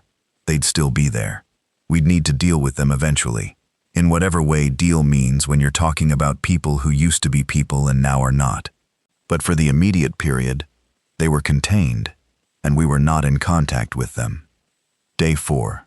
Something changed. The battery backup power. I'd been monitoring it. It was not going to last at the rate things were running. I did an audit of everything drawing from the backup system and shut down every non-essential load I could find.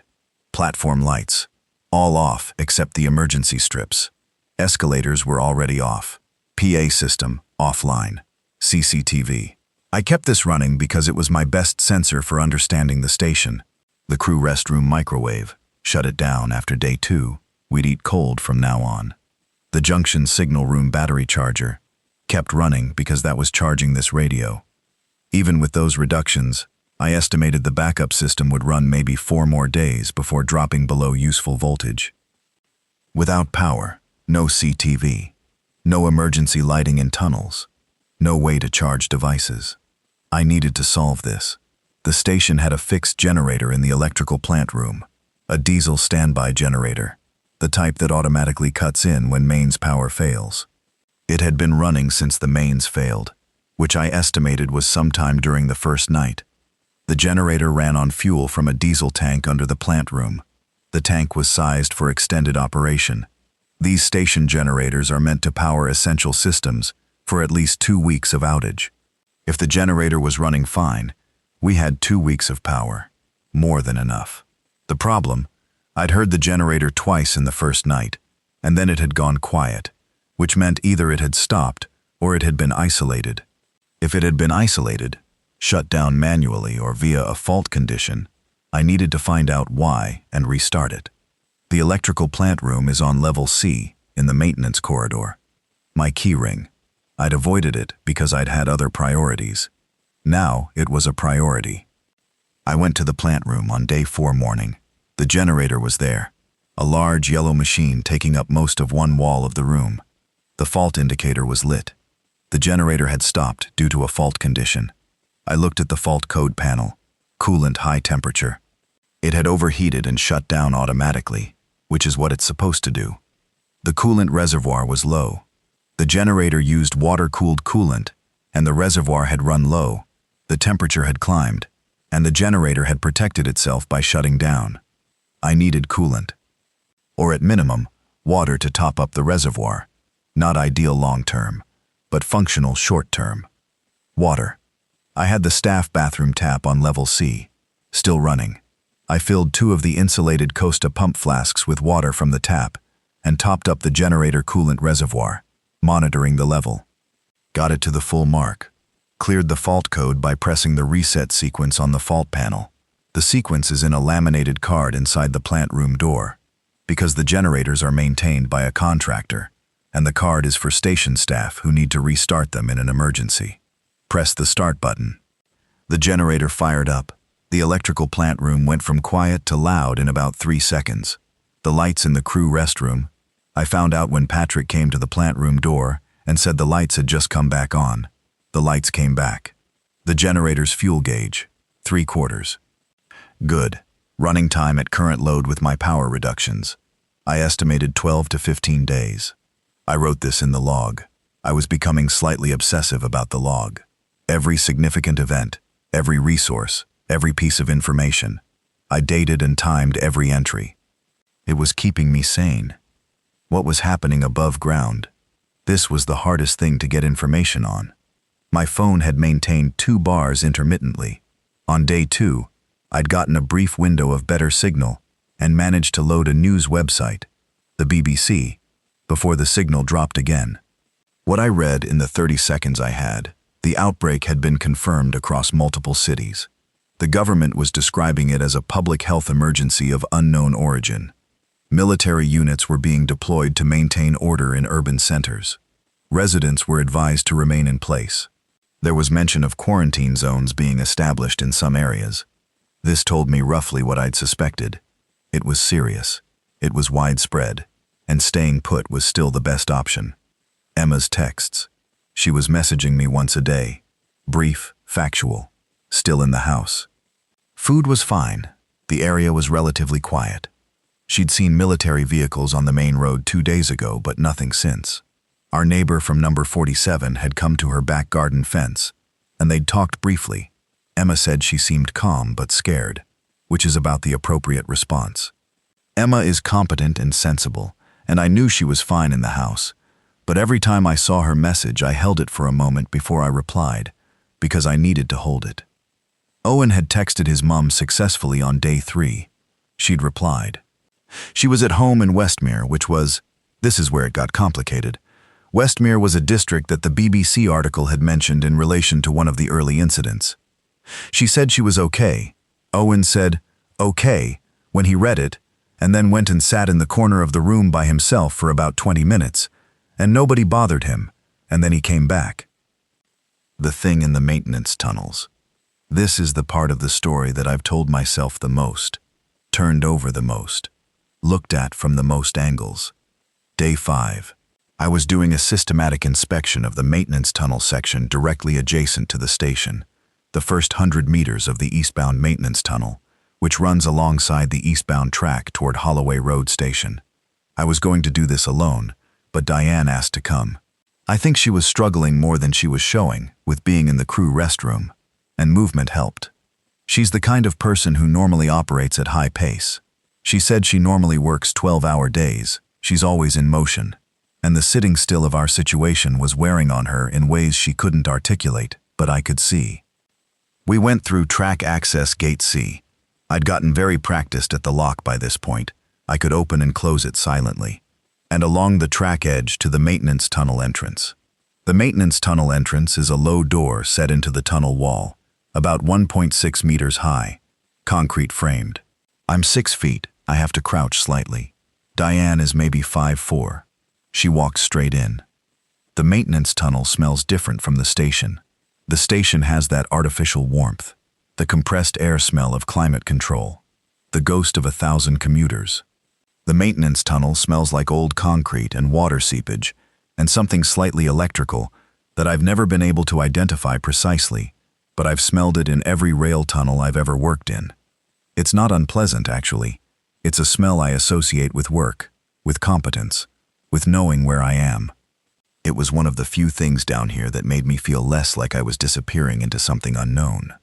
The emergency lighting was running, the low red floor-level strips, casting that weird flat light that makes the tunnel look like an infernal corridor in a film. I had my torch. Diane had her phone torch. We went about 40 meters when I stopped. I stopped because the sounds changed. In the maintenance tunnel, you hear the tunnel, the very low ambient hum that comes from the ground itself, from the infrastructure, from the ventilation, from the distant vibrations of other things happening in the network. Steady, baseline, predictable. You also hear your own footsteps and breathing. What I heard at 40 meters was different from all of those. A sound from ahead, at the limit of my torch range. Something that was, I want to be precise here, not one thing. It was multiple things. Multiple sounds at low volume, the kind of composite sound that a group of people makes when they're trying to be quiet. Breath, movement on the tunnel floor, the occasional shift of fabric against the concrete wall. I put my hand on Diane's arm, and she stopped immediately. We stood there, listening, and then I heard it differently. Not a group being quiet. 2 different kinds of sound, mixed together. One was the soft, irregular breathing of people, actual people, trying to be quiet, possibly asleep or close to it.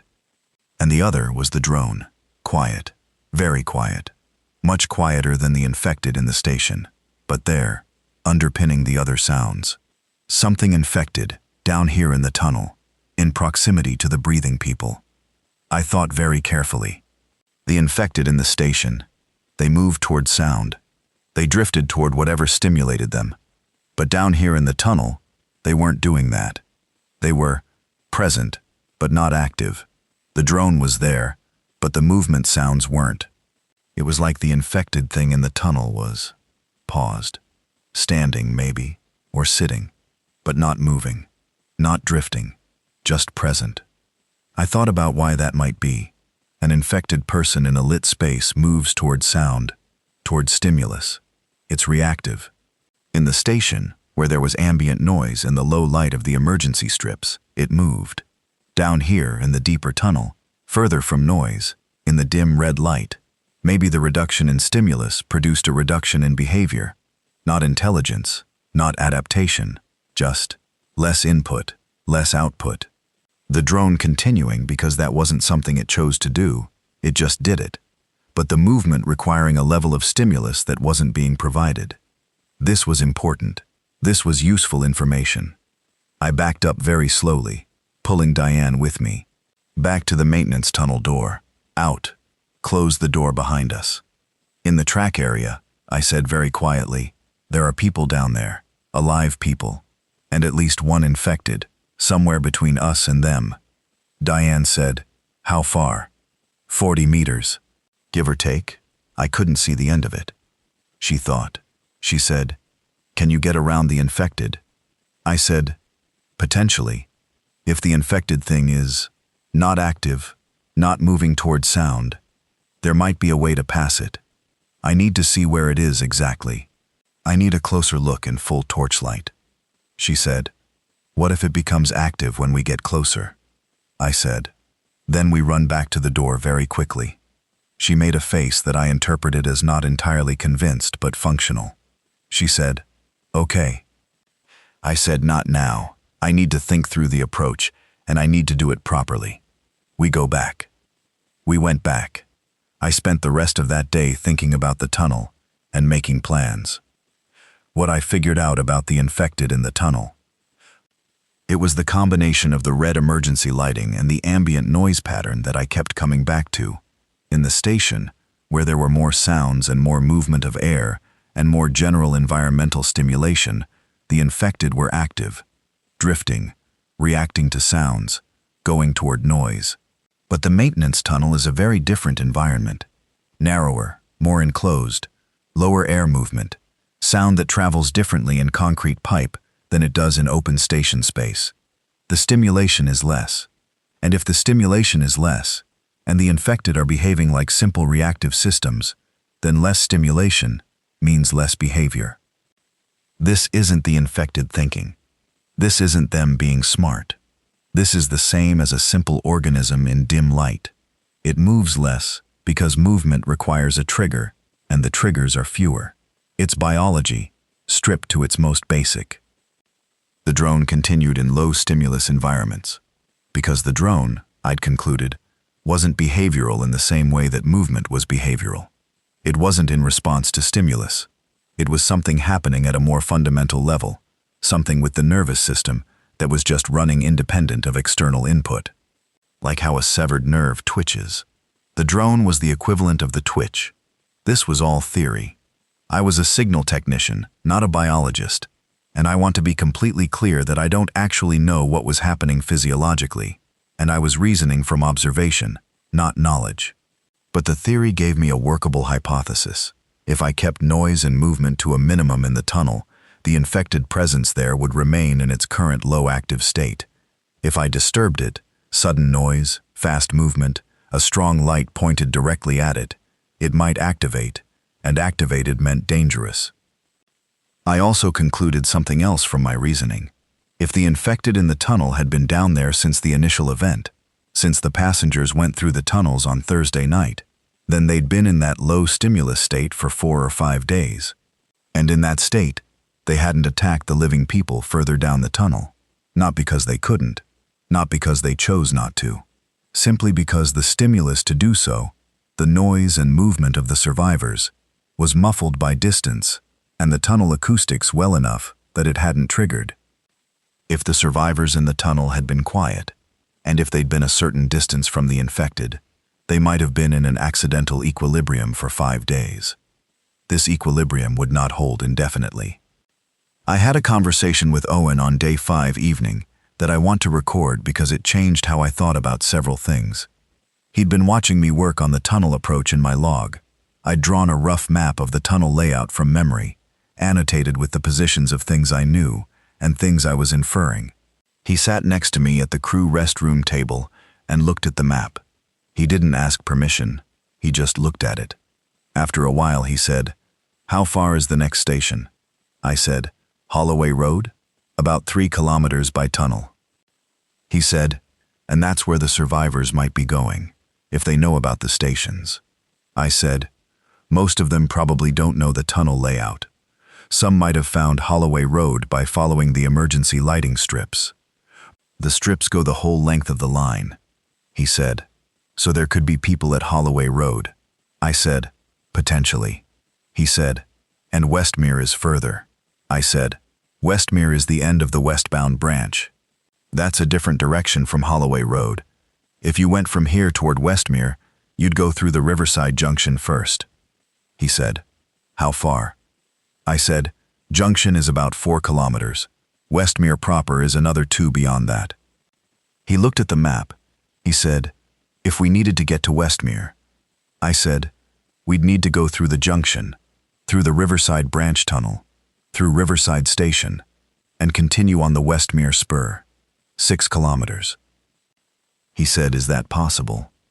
I said, physically, with the right preparation and timing, probably yes. He said, would you? I looked at him. He was looking at the map, not at me. I said, your mom said she was okay. He said, she said she was okay on day 3. It's day 5. I said, her area was mentioned in the early incident reports. He said, I know. I said, I'm not saying no to the idea. I'm saying I need more information. I need to understand what's in the tunnels first. He said, the people in the tunnel, the ones you heard. Some of them might have come from Westmere direction. I said, yes. He said, so getting to them might also get us information about the route. I said, that's one reason it's the next thing I'm going to do. He looked at me then, not gratefully.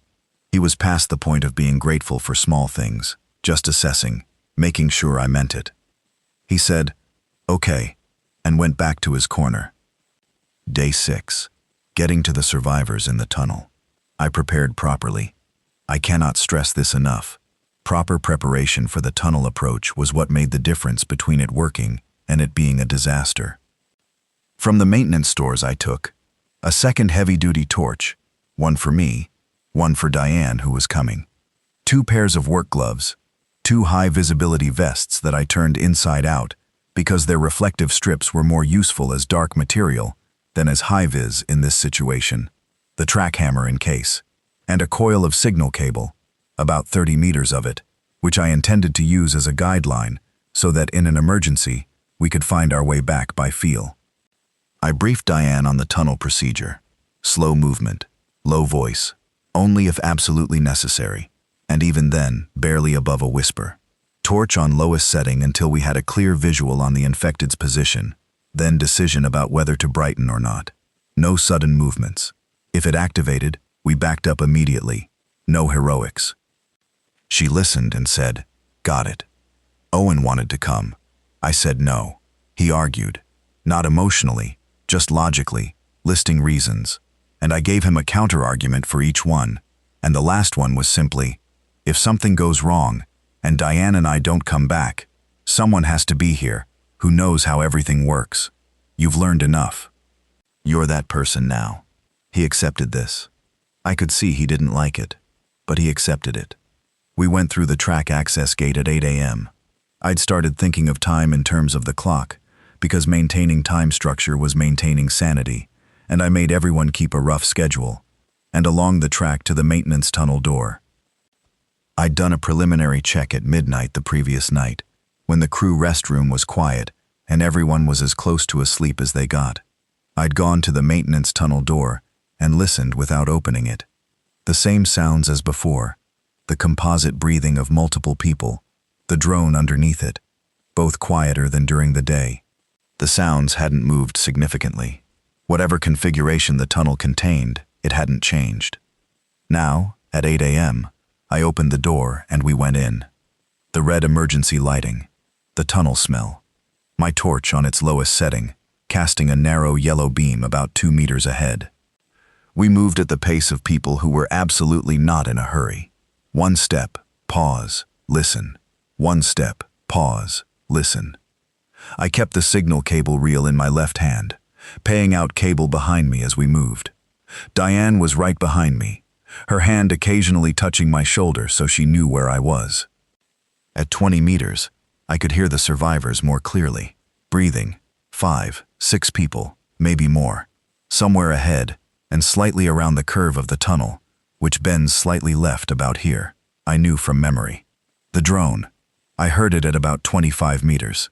Coming from the right side of the tunnel, where there's a recessed equipment niche, a space about a meter wide and deep set into the tunnel wall for housing a junction box. I swept my torch toward the right wall very slowly, not pointing at the niche directly, just enough to illuminate the peripheral area. I saw it in the side scatter of the torch beam, sitting in the niche. A woman, or what had been a woman, in a puffer coat, sitting with her back against the niche wall, and her knees drawn up, and her hands in her lap. The drone coming from her open mouth, her head slightly down. Eyes open but not looking, that same empty not looking that characterized all of them. She was in the niche, and she was in the low stimulus state, and she was completely still except for the drone. I stood absolutely still for approximately 45 seconds. She did not move. Her head didn't come up. No change in the drone pattern. I took one step to the left, the far side of the tunnel from the niche. One step, pause. She didn't move. Another step, pause. Another. Diane matched me exactly, right behind me. I passed the niche. I passed her, the woman in the puffer coat, at a distance of approximately 2 meters. I was looking at the far wall, so my torch was facing away from her. Diane was between me and the niche as we passed, which I hadn't planned, but which was probably the right configuration, because it meant Diane's body was blocking any peripheral light from reaching the niche. We got past her. I breathed. Another 10 meters, and the tunnel curved, and the survivors came into view. They were sitting along the left wall of the tunnel, 8 of them. Most of them looked like they'd been awake for a long time, and were in that state past exhaustion, where the body sits still, but the mind won't let you properly sleep. They had phone screens for light, but most of the phones were either off to save battery or showing low charge warnings. The red emergency strips were doing most of the light work.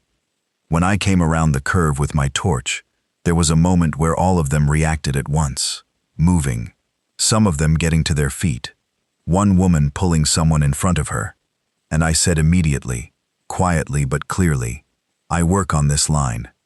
Don't make noise. There is one infected person in the niche back there, and if you make noise, she'll activate. I'm Gavin. I'm a signal technician. Silence. They looked at me. Then, by degrees, the tension in the group dropped just slightly. 8 people, ages ranging from what looked like mid-20s to maybe 60, different states of condition. Some looked physically fine. Others had clearly had harder versions of the last 6 days. One man had a makeshift bandage on his leg, tied with what looked like a strip from a shirt. A woman had a child with her, a young girl, maybe 4, who was asleep against her mother's shoulder and didn't wake up. 3 men, 4 women, including the one with the child. The man with the bandaged leg spoke first. He said, in the careful quiet of someone who'd learned to speak quietly over several days, "How did you get past her?" I said slowly, "She's in a low activity state. I've been observing the infected. They respond to stimulus. Low stimulus, low activity. I went wide of the niche, avoided direct light, minimum movement." He looked at me with the expression of someone filing information very rapidly. He said, "We've been trying to figure out how to get past her for 2 days. We got pinned here on the first night. We could hear her, but we couldn't see her." I said, "You've been here for 5 days." A woman at the back said, 6 days. We've been here 6 days." I said, "You have food." One of the other men, younger, wearing a commuter jacket over what had been a good shirt, said, "We had food. We're out of food." I said, "I have food. I have a secure location, 20 meters back from the station entrance, at Creston Central. I need to get you there." The woman with the child raised her head. She said, "One at a time? Past her?" I said, "Yes, one at a time. I'll lead each person myself. It works." The man with the bandaged leg said, "What happened to your leg?" He said this looking at his own leg, I think, not understanding why he'd said it to me. Then he looked up. "Sorry. I mean, how bad is it here? Where we're going?" I said, "We have 3 infected contained on platform 3, 2 on level B that we've been avoiding. We have food and water and power from a generator for at least 8 more days. We have medical supplies, limited but functional. It's not good, but it's stable. The older woman, the one at the back, said, "Is it better than here?" I said, "Yes." She said, "Then let's go." Getting 8 people past an infected woman in a tunnel niche. One at a time. I led each person myself, taking them by the wrist, moving at the pace I'd established, guiding them wide of the niche side. Between each person I went back and checked the woman in the niche. She stayed in her low active state for the first 6 passes. On the 7th, I was bringing through the man with the bandaged leg, who couldn't control his footfall because his leg hurt and he favored it. He stumbled slightly, and his good foot came down harder than I wanted. The drone changed pitch. I froze. He froze. The drone returned to its baseline after about 4 seconds. We continued. We got through. The last person through was the woman with the sleeping child. I carried the child. The mother handed her to me, and the child stayed asleep, because children in deep sleep can sleep through the end of the world apparently, which is one of the most benevolent evolutionary adaptations I can think of.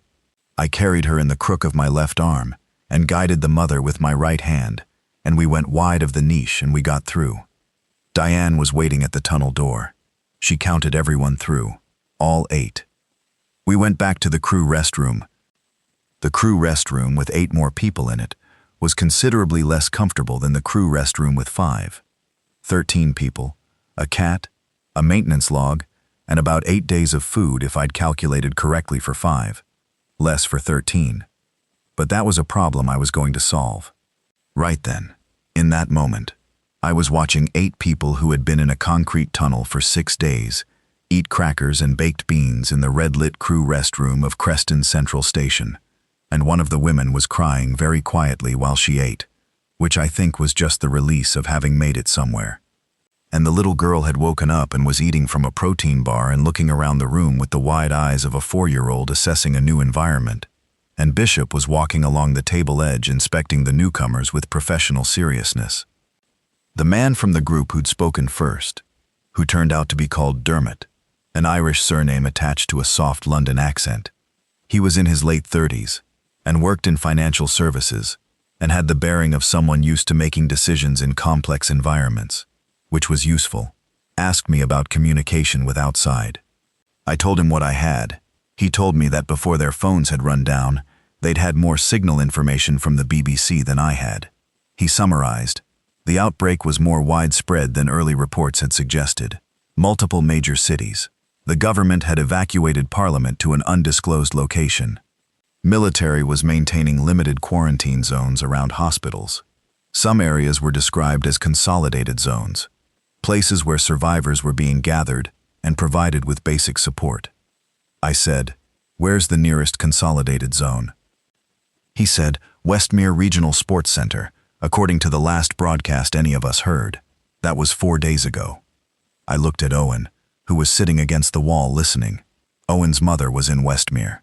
Westmere Regional Sports Center was maybe 6 kilometers from us by tunnel. I said okay, and I went back to the maintenance log and I started making a new list. The plan for Westmere. I want to be clear about why I kept the plan in the log and why I thought about it for 2 full days before talking to the group about it. I'm not a person who announces plans before they're complete. I make the plan, I check it again, and then I tell people about it. This habit has caused friction with Emma over the years. She says I keep things too close and don't let people help in the planning stage. She's probably right. But in this case, the plan needed to be right before I put it in front of 13 people who were going to have to decide whether to trust it. Route: eastbound maintenance tunnel to Holloway Road Junction, approximately 3 kilometers. At the Holloway Road Junction, the tunnel splits. The eastbound main line continues, and the westbound loop begins.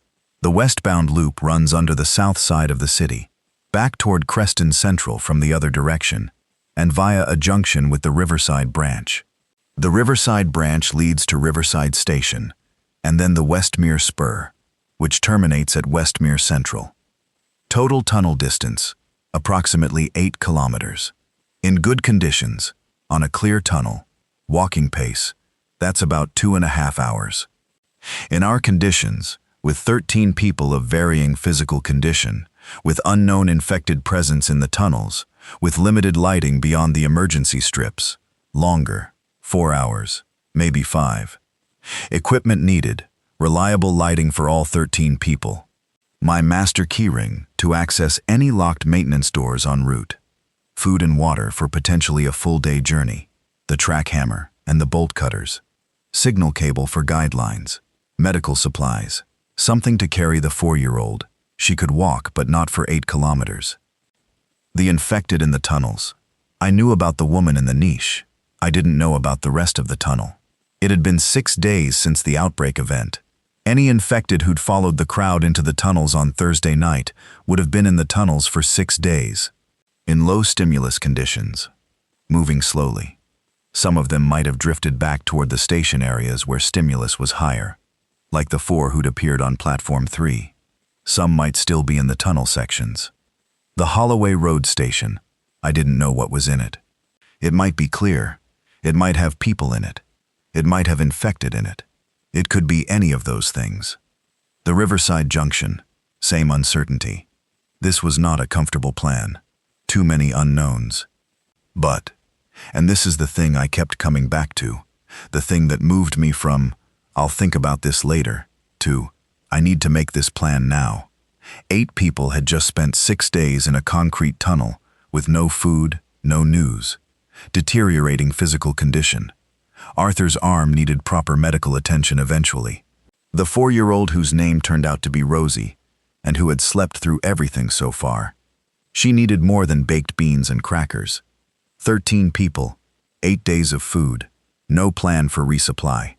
A consolidated survivor zone 6 kilometers away. I talked to the group on day 8. All of them in the crew restroom. It was crowded. People standing around the walls, sitting on the floor. Bishop sat on the table and looked at everyone with the confidence of a creature who belongs to every room. I laid out the plan. The route, the timeline, the risks, the preparation. I laid it out clearly, and I answered questions. I didn't tell them it was definitely going to work. I told them what I knew, and what I didn't, and what I was going to do about the things I didn't know. The questions were mostly good questions. Dermot asked about the infected density in the tunnels, and I told him what I knew, and what I inferred, and what my approach would be. The man with the bandaged leg, whose name was Russell, asked about his physical ability to make the route, and I told him it was 8 kilometers of mostly flat tunnel, and we'd make it work.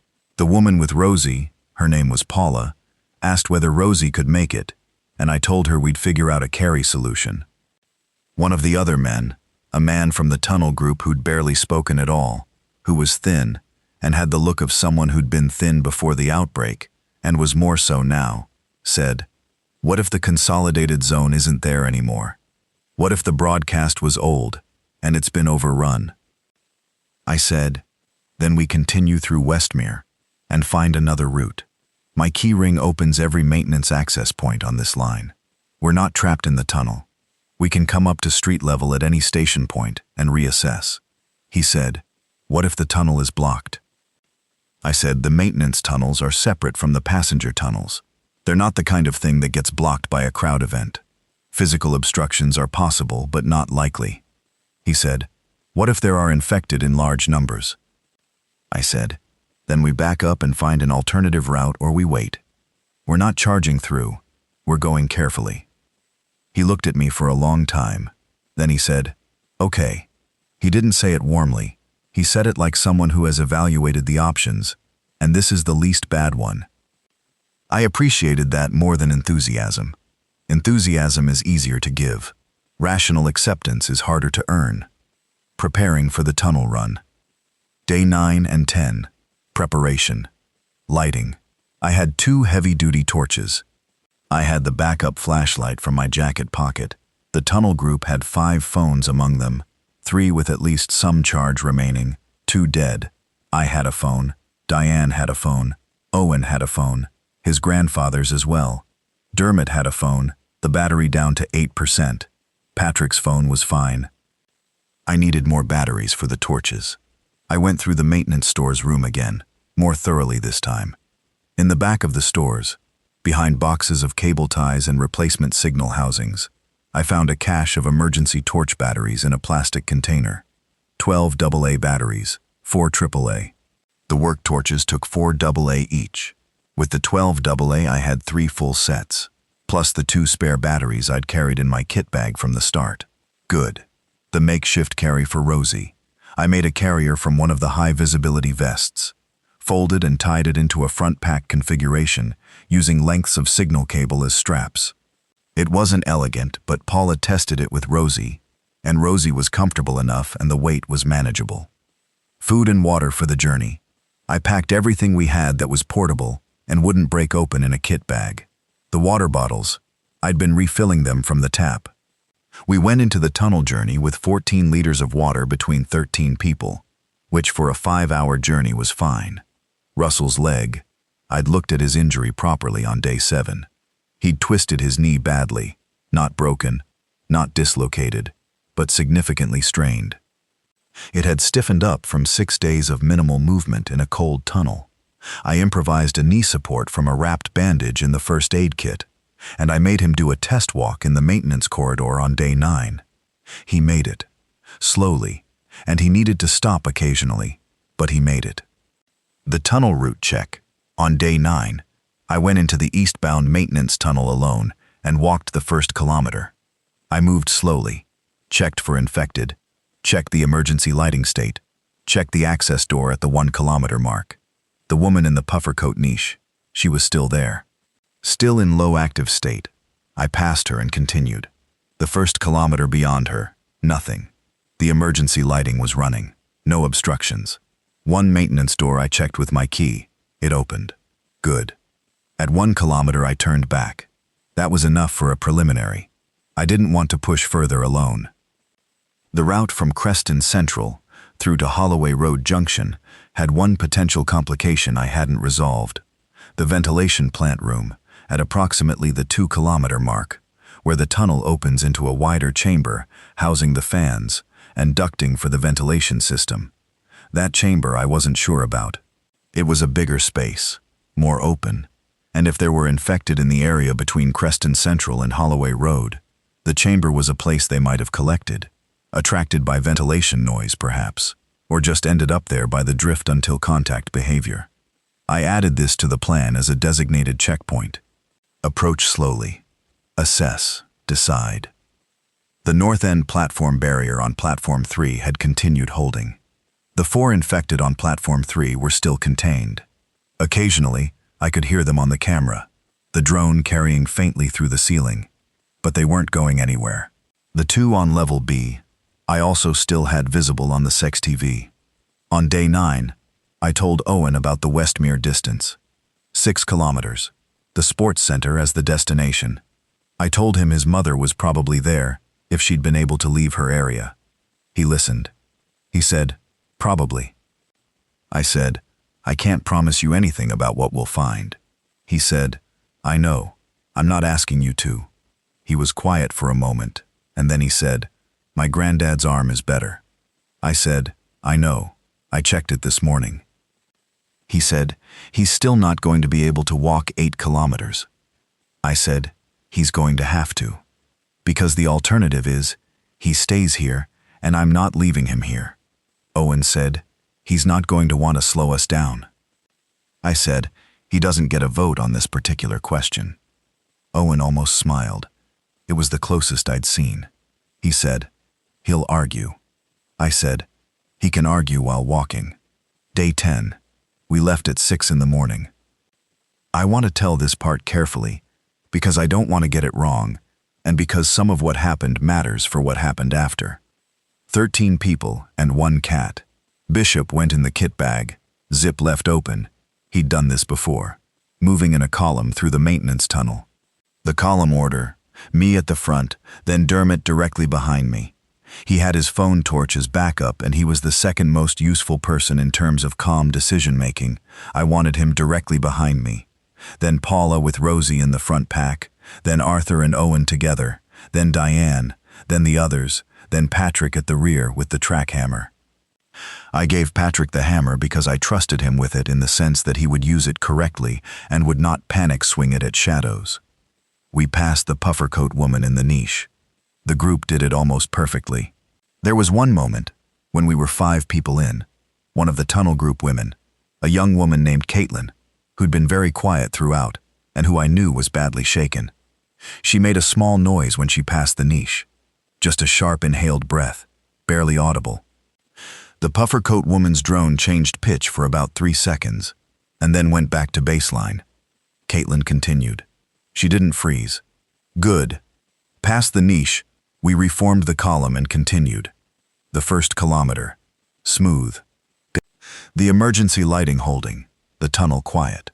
Footsteps on concrete and the faint sounds of breathing and the distant ventilation hum. At the 1 kilometer mark I stopped and checked the maintenance door, working, and we rested for 10 minutes. People drank water.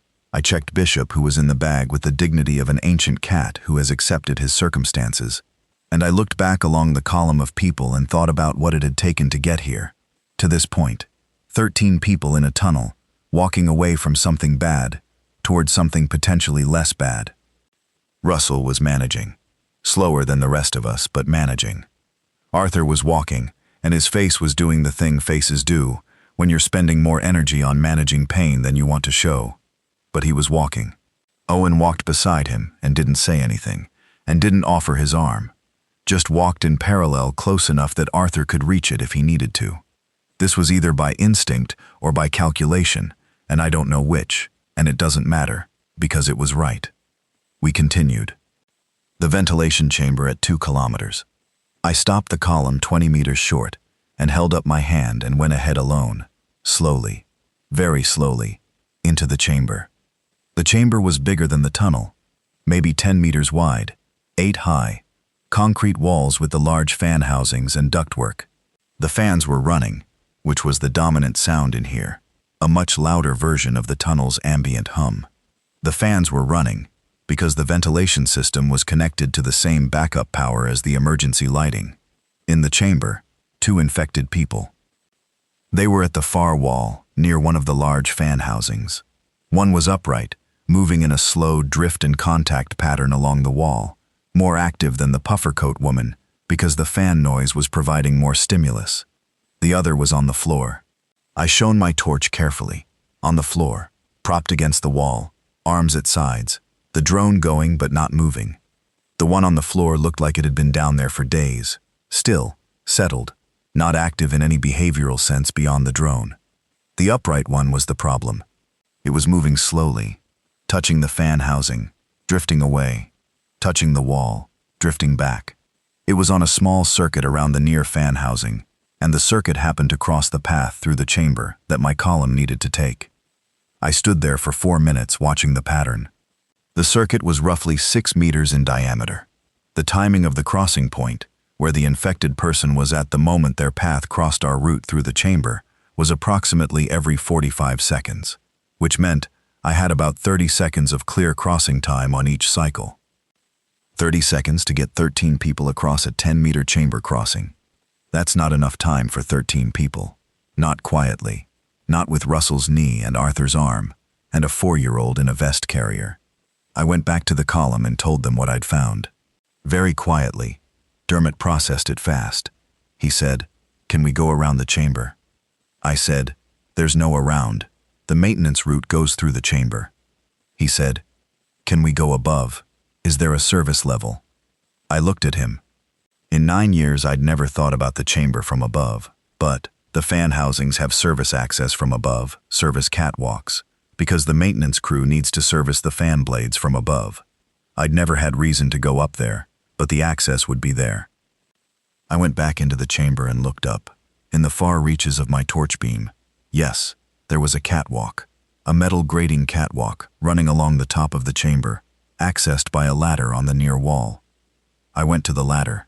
It was fixed to the concrete wall, old painted steel, firm. I went up it. The catwalk was narrow, maybe 70 centimeters, and ran the length of the chamber. It was above the active infected person's head level by 3 meters. It passed over the point where the route crossed the chamber path. I came back down. I told Dermot. He said, "The ladder. Can everyone manage it?" I said, "Russell needs help. Arthur needs help. Rosie needs to be carried. Bishop is already being carried." I paused. "We can do it. One at a time, up the ladder, cross the catwalk, down the far ladder." Dermot said, "How long?" I said, 15, 20 minutes. He said, "Can the infected reach the catwalk?"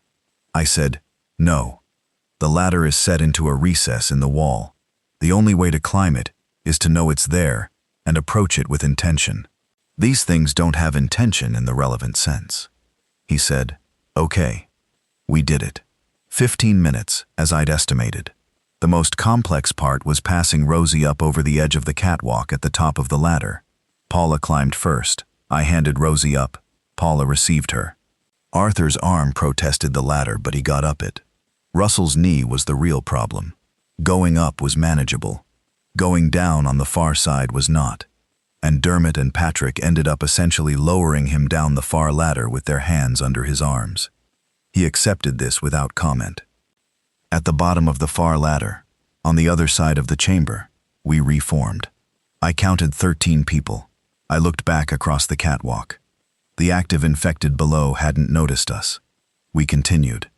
Holloway Road Junction. 2.5 kilometers in, the tunnel connected to the Holloway Road station maintenance level via a set of interconnected access passages. I had the keys. The station was different from Creston Central. Smaller, fewer access points, a single platform level. I could hear, before I opened any doors, that something was moving on the platform. I checked through the viewing slit in the maintenance access door to the platform level.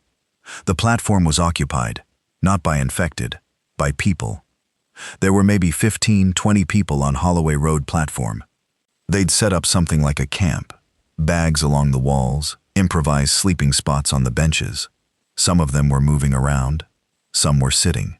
There was a small fire, some kind of contained fire in a metal waste bin, which was creating smoke that was going to be a problem eventually, but it had given them warmth and light. I knocked on the maintenance access door, 3 times, not hard. A pause, 3 more times. From the other side, a voice, male, cautious, "Who's there?" I said through the door, "My name is Gavin Holt. I'm a signal technician for the Metropolitan Transit Network. I have 13 people with me from Creston Central.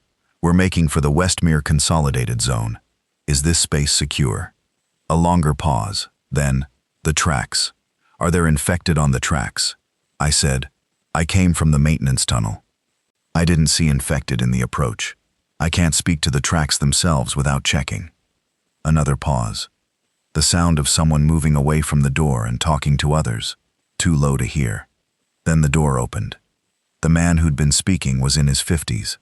Stocky, gray at the temples, wearing a station worker's uniform, Holloway Road staff. He'd been at work when it happened. His name was Doug. He shook my hand with both hands and said, "Thank you for knocking first," with a sincerity that told me something specific about the last 9 days of his experience. The Holloway Road group, 23 people, mixed, some station staff, some passengers who'd been on the platform when the outbreak hit, some people who'd come in from street level via the emergency stairways in the first hours, and then been trapped when things got bad at street level. They had more food than us. Doug had organized a systematic raid of the station retail units in the first 2 days and had stored everything in the station manager's office. He'd also turned off the station's non-essential power to conserve the battery backup, which I recognized as the same instinct I'd had, the same line of thinking. The 2 groups met in the main platform area, and it was, I don't know how to describe it without making it sound more dramatic than it was. It wasn't dramatic, it was just people who hadn't seen other uninfected people for 9 days, seeing other uninfected people. And the effect of that was visible, in faces, and in posture, and in the way people found themselves physically close to new faces, without having consciously moved there. Bishop emerged from the kit bag and walked along the platform bench, and was immediately surrounded by 3 people who needed a cat to pat, which Bishop accepted with the dignity of his station. Owen found a corner of the platform and called his mother. The signal was better here. Holloway Road is shallower underground, and the repeater system was newer. I watched him from across the platform. I saw him go still when the call connected. I saw him say something. I saw his face do something complicated, and then settle. He came back to me about 10 minutes later. He said, "She answered." I said, "Good." He said, "She's at the sports center. The consolidated zone is there and it's real and it's safe. She said there are soldiers, and they have food and water and a generator." I said, "Good." He said, "She said to come." I said, "That's the plan." He looked at me for a moment. I think he was doing arithmetic. 9 days since the train, 10 days of carrying something specific, and now the other end of it becoming real. He said, "How far from here?" I said, "About 5 kilometers by tunnel.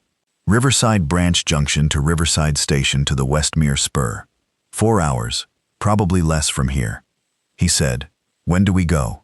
I said, "Tomorrow morning. Everyone needs a night's rest. I need to check the route section for the first kilometer before we go." He nodded. He was going to push, and then he looked at Arthur, who was sitting against the wall with his eyes closed, looking exhausted and peaceful, and he said, "Okay." The combined group now was 36 people, plus Bishop. 36 people attempting a 5-kilometer tunnel transit, which was a bigger logistical problem than anything I'd solved yet. Doug and I sat together that night and worked through it. Doug was a good operational thinker.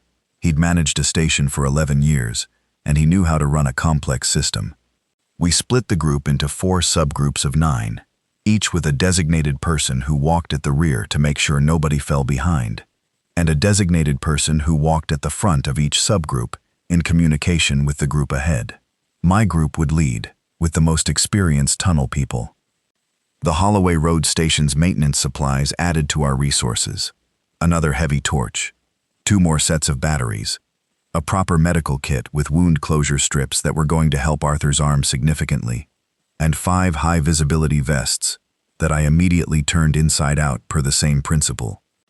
I went to bed, the platform bench, at 11 p.m., with Bishop on my feet, and the maintenance log on my chest, and my mind going through the route one more time, step by step, the tunnels I'd walked, the sections I hadn't, the things I knew, and the things I was going to walk into blind.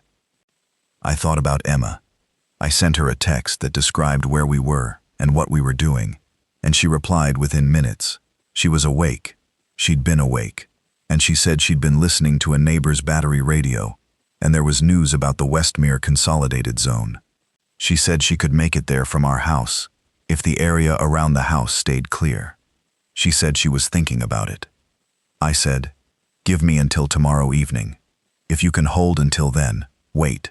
I'm going to be there tomorrow." She said, "I'll wait." I closed my eyes. Day 11. The move. I did the preliminary tunnel check at 5 a.m., alone, with Dermot waiting at the maintenance access door with instructions to go back to the group if I wasn't back in 30 minutes. I took the first kilometer of the westbound loop tunnel toward Riverside Junction. Emergency lighting good, no infected visible, no sounds beyond the tunnel ambient. At 6:15 we started. 36 people in a tunnel is a column approximately 50 meters long. Moving that column through an enclosed space requires a kind of coordination that's different from moving a small group. You can't see end to end. You can't communicate end to end easily. We had a system. Each subgroup leader carried a shielded light so those behind could follow, and we maintained physical contact. The person at the back of each subgroup put their hand on the shoulder of the last person in the subgroup ahead, so any stop signal propagated backward through the whole column instantly. The column discipline was good. People were scared, but organized. The experience at Holloway Road had given the combined group something, a sense of being a group, of operating together, that the smaller groups hadn't had individually. The tunnel between Holloway Road and Riverside Junction, 3 kilometers. We encountered 3 infected people in this section. First one, alone in the tunnel, mid-section, lying face down on the maintenance walkway, either passed out from some physical effect of the infection or in an extremely low active state. We passed it one at a time, flat against the wall opposite, and nobody touched it. 36 people passed one on the ground. It didn't move. Second and third, together, in a wider section of tunnel where two maintenance access passages intersected. They were both upright, drifting in the slow pattern I'd come to know. The intersection was big enough to give us room to pass wide. I led the column through at a pace slow enough to be almost imperceptible, keeping us to the right-hand wall, maximum distance from the two infected. The second group subleader did something I hadn't asked him to do, but that was exactly right. He very quietly put his hand on the shoulder of the person in front of him to signal complete stillness when we were at our closest pass point, and held everyone in the subgroup stopped for about 8 seconds while the drifting infected moved through a part of their small circuit that would have brought them close. Then he released the shoulder and the column moved. I found out afterward his name was Tim, and he'd been a primary school teacher before all this, which, in retrospect, explained both the instinct and the execution. The Riverside Junction, 2.5 hours after we started. I'd been counting in my head, keeping time, keeping track. The junction is where the eastbound main line splits off from the Riverside branch, and there's a maintenance access room here with a tool cache and an emergency phone. The emergency phone was dead, the landline network was down, which I'd expected, but the tool cache had fresh batteries, and I swapped out 2 sets in the torches. We rested for 20 minutes. People drank water. Rosie walked around for a bit, which was better for her than being carried. Bishop came out of the bag and sat on the maintenance access room floor and looked at everyone as if taking attendance. Russell's knee had made the journey so far. He was in genuine pain. I could see it in how he was sitting, the specific way he held his legs straight rather than bent. But he hadn't slowed the column significantly, because Tim in the subgroup behind his had set the pace of that subgroup to Russell's pace, which meant no one was pulling ahead and leaving him. Arthur was fine, more than fine. The rest at Holloway Road and the proper wound care had done something for him, and he walked the tunnels with the deliberate pace of someone who has decided to be competent because the alternative isn't acceptable. Owen walked beside him the whole way and didn't offer his arm and didn't comment on the pace, just walked. The Westmere Spur. From Riverside Junction to Westmere Central Station, 2 kilometers of maintenance tunnel. By this point, we'd been in the tunnel for 3 hours, and the group was tired in that deep way, where the tiredness sits in the legs and in the jaw, and in the quality of thinking. I was aware of my own tiredness, and I was doing the thing I always do, which is make the list. What needs doing? What order? What's the next step? Because the list keeps you moving when the body would stop. The Westmere Spur Tunnel had something different from the previous sections. The emergency lighting was out for about a 400-meter stretch. Not completely dark. We had our torches, but the baseline red comfort of the floor strips was gone, and I heard the group get quieter when it stopped, a small collective holding of breath as the visual anchor disappeared. I said quietly, "The lighting's out for a section. Stay close to the wall, follow the torch in front of you," and we moved through it. 400 meters in full torch dependence, spread across a 50-meter column, no infected encountered. The lighting came back. I heard the quality of the group's breathing change when it did, not audibly, not in a way anyone was conscious of making, just a slight collective release. Westmere Central Maintenance Access. I had the key. I'd checked my ring twice during the journey to confirm I had it, because that's the kind of person I am, and this was not the moment to have left a key behind.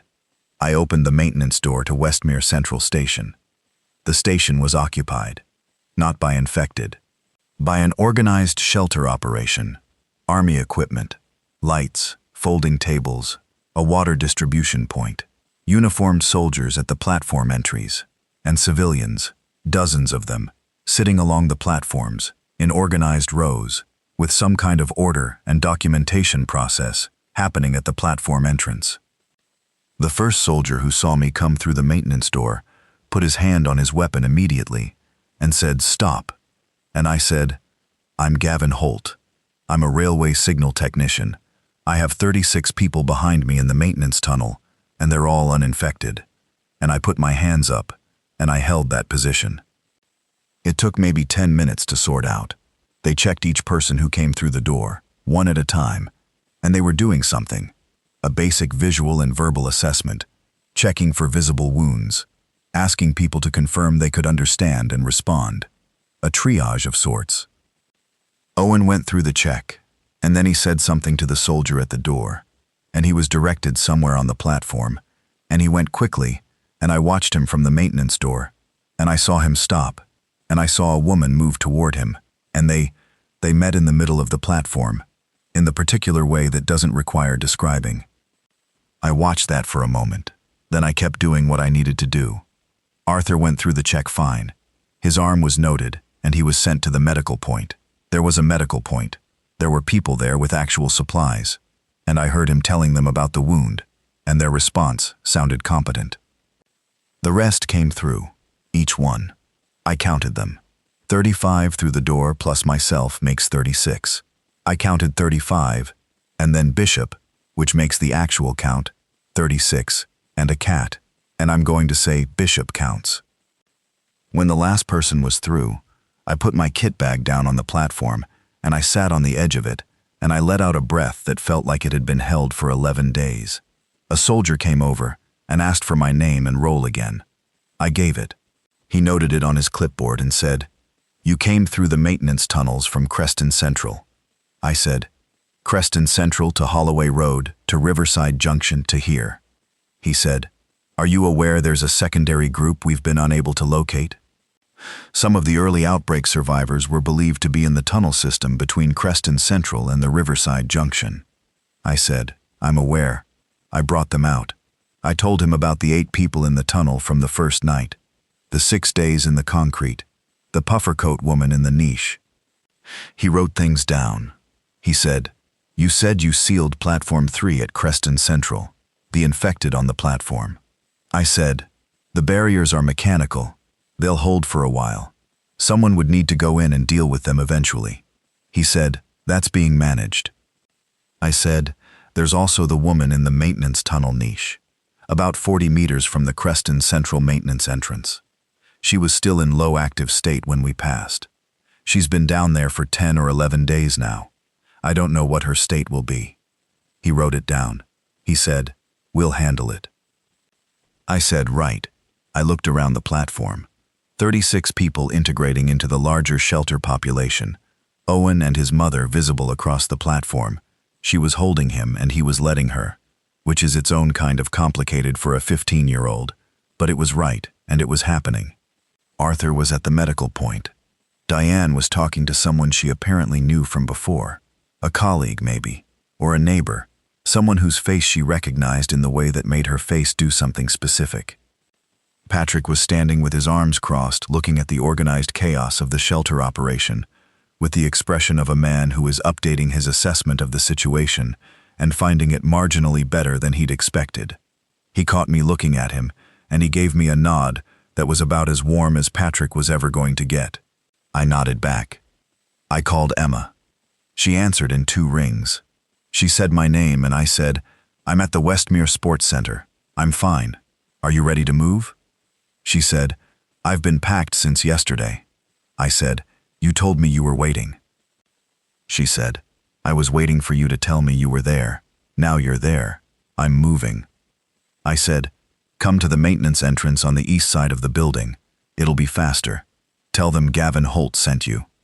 She said, "Are you actually okay? Tell me the truth." I said, "I'm genuinely okay. I'm tired, and I haven't showered in 11 days, and I'm sitting on a railway platform in a sports center, and I have a cat in my kit bag, but I'm actually okay." She said, "Why do you have a cat in your kit bag?" I said, "I'll explain later."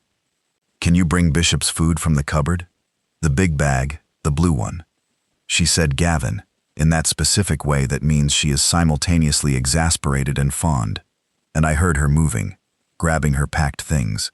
She said she'd be there in about an hour if the route was clear, maybe less. I said, "I love you." She said, "I love you too. Get the cat out of the bag." Afterward, some things I want to say that aren't about events.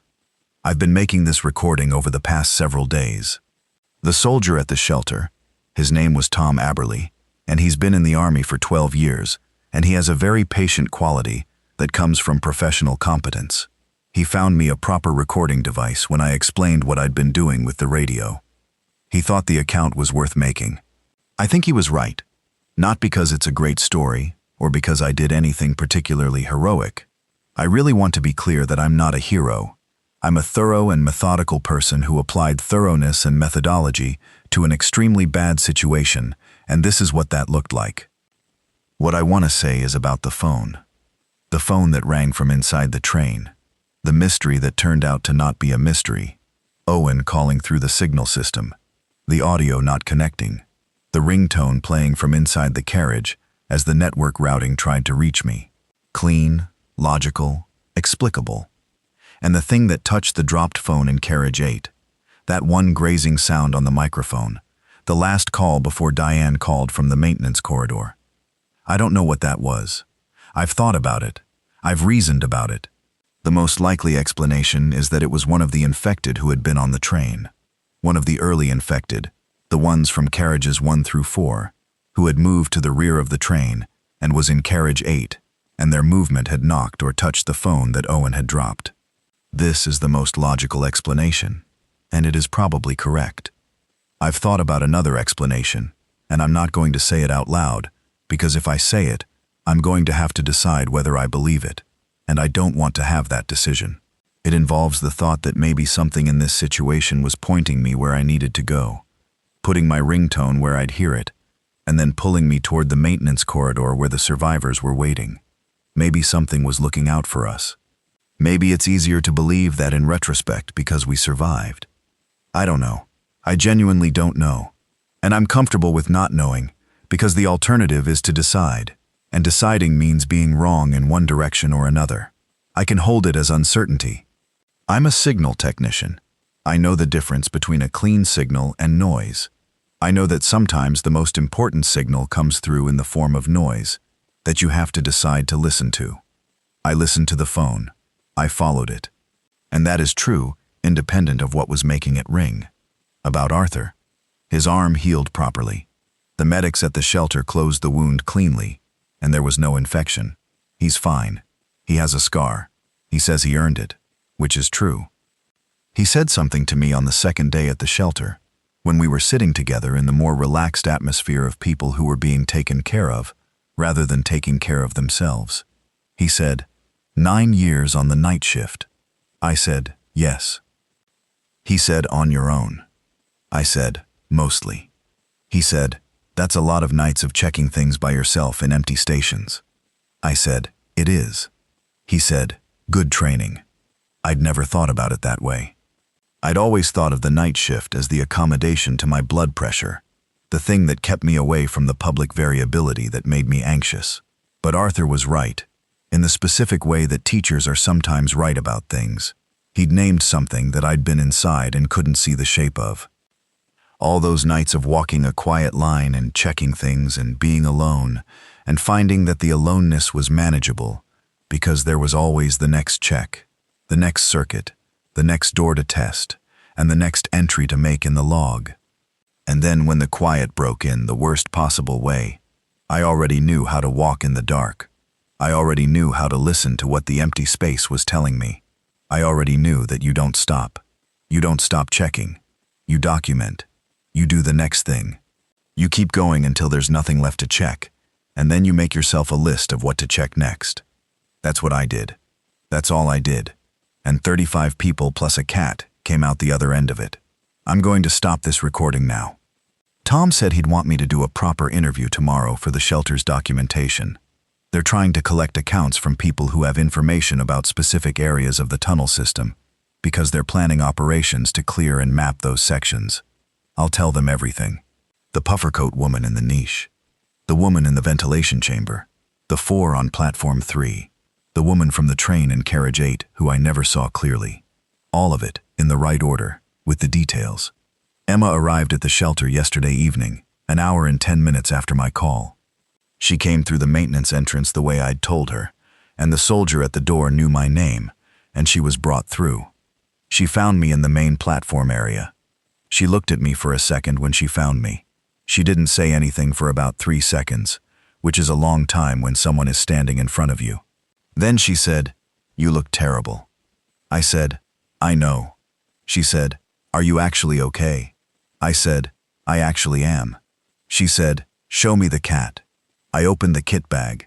Bishop looked out at her with the supreme indifference of a cat who has been carried through 12 kilometers of maintenance tunnel and has decided this is now simply a thing that happens to him. Emma put her hand in, and he did the thing where he pressed his face into her palm, which he only does with people he's decided he likes. She looked at me with the cat pressing against her hand, and she said, "Tell me all of it." I said, "It'll take a while." She said, "I'm not going anywhere." I sat down on the platform bench, and she sat next to me, and I started at the beginning. The shift, the train coming in wrong, the phone in the breast pocket ringing from inside the carriage. I told her the whole thing. We were there a long time. There's one more thing, the last thing, and then I'm done. On the day after we arrived at the shelter, when things were calmer and more organized and there was actual food, sit-down food with plates, which hit differently than crackers and baked beans in a maintenance crew room, I was eating, and I got a call on my phone. Unknown number. My heart did exactly what you'd expect it to do. I sat there with the fork in my hand, and I looked at the screen, and I let it ring twice. Then I answered it. A man's voice. Older, a bit out of breath, the way old landlines sound.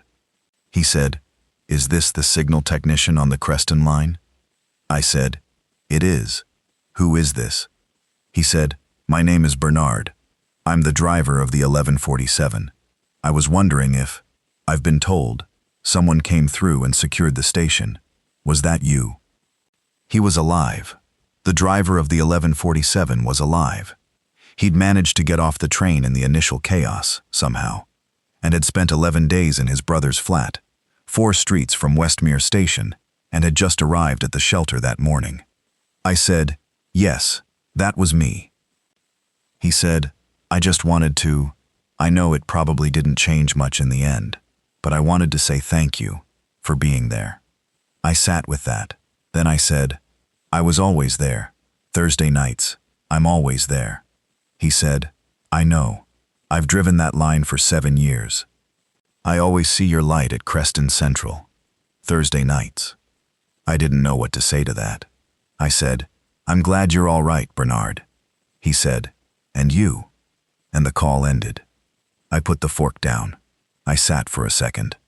I thought about those 9 years of Thursday nights, walking the platform in the empty station, checking circuits and signal housings and track conditions, alone, with a cat and a maintenance log, and the low hum of the ventilation, and the knowledge that the last train of the night was coming in, and I'd be there for it, and everything would be in order.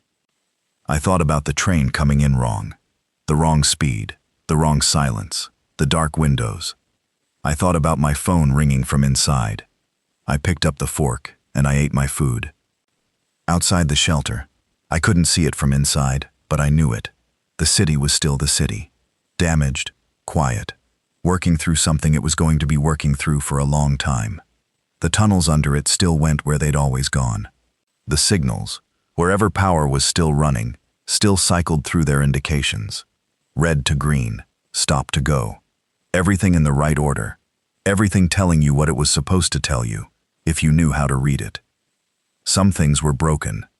Some things were still working. You wrote it in the log. You checked what needed checking. You kept going. That's the end of it. That's all I know. This is Gavin Holt, signal technician, Creston Line, Metropolitan Transit Network.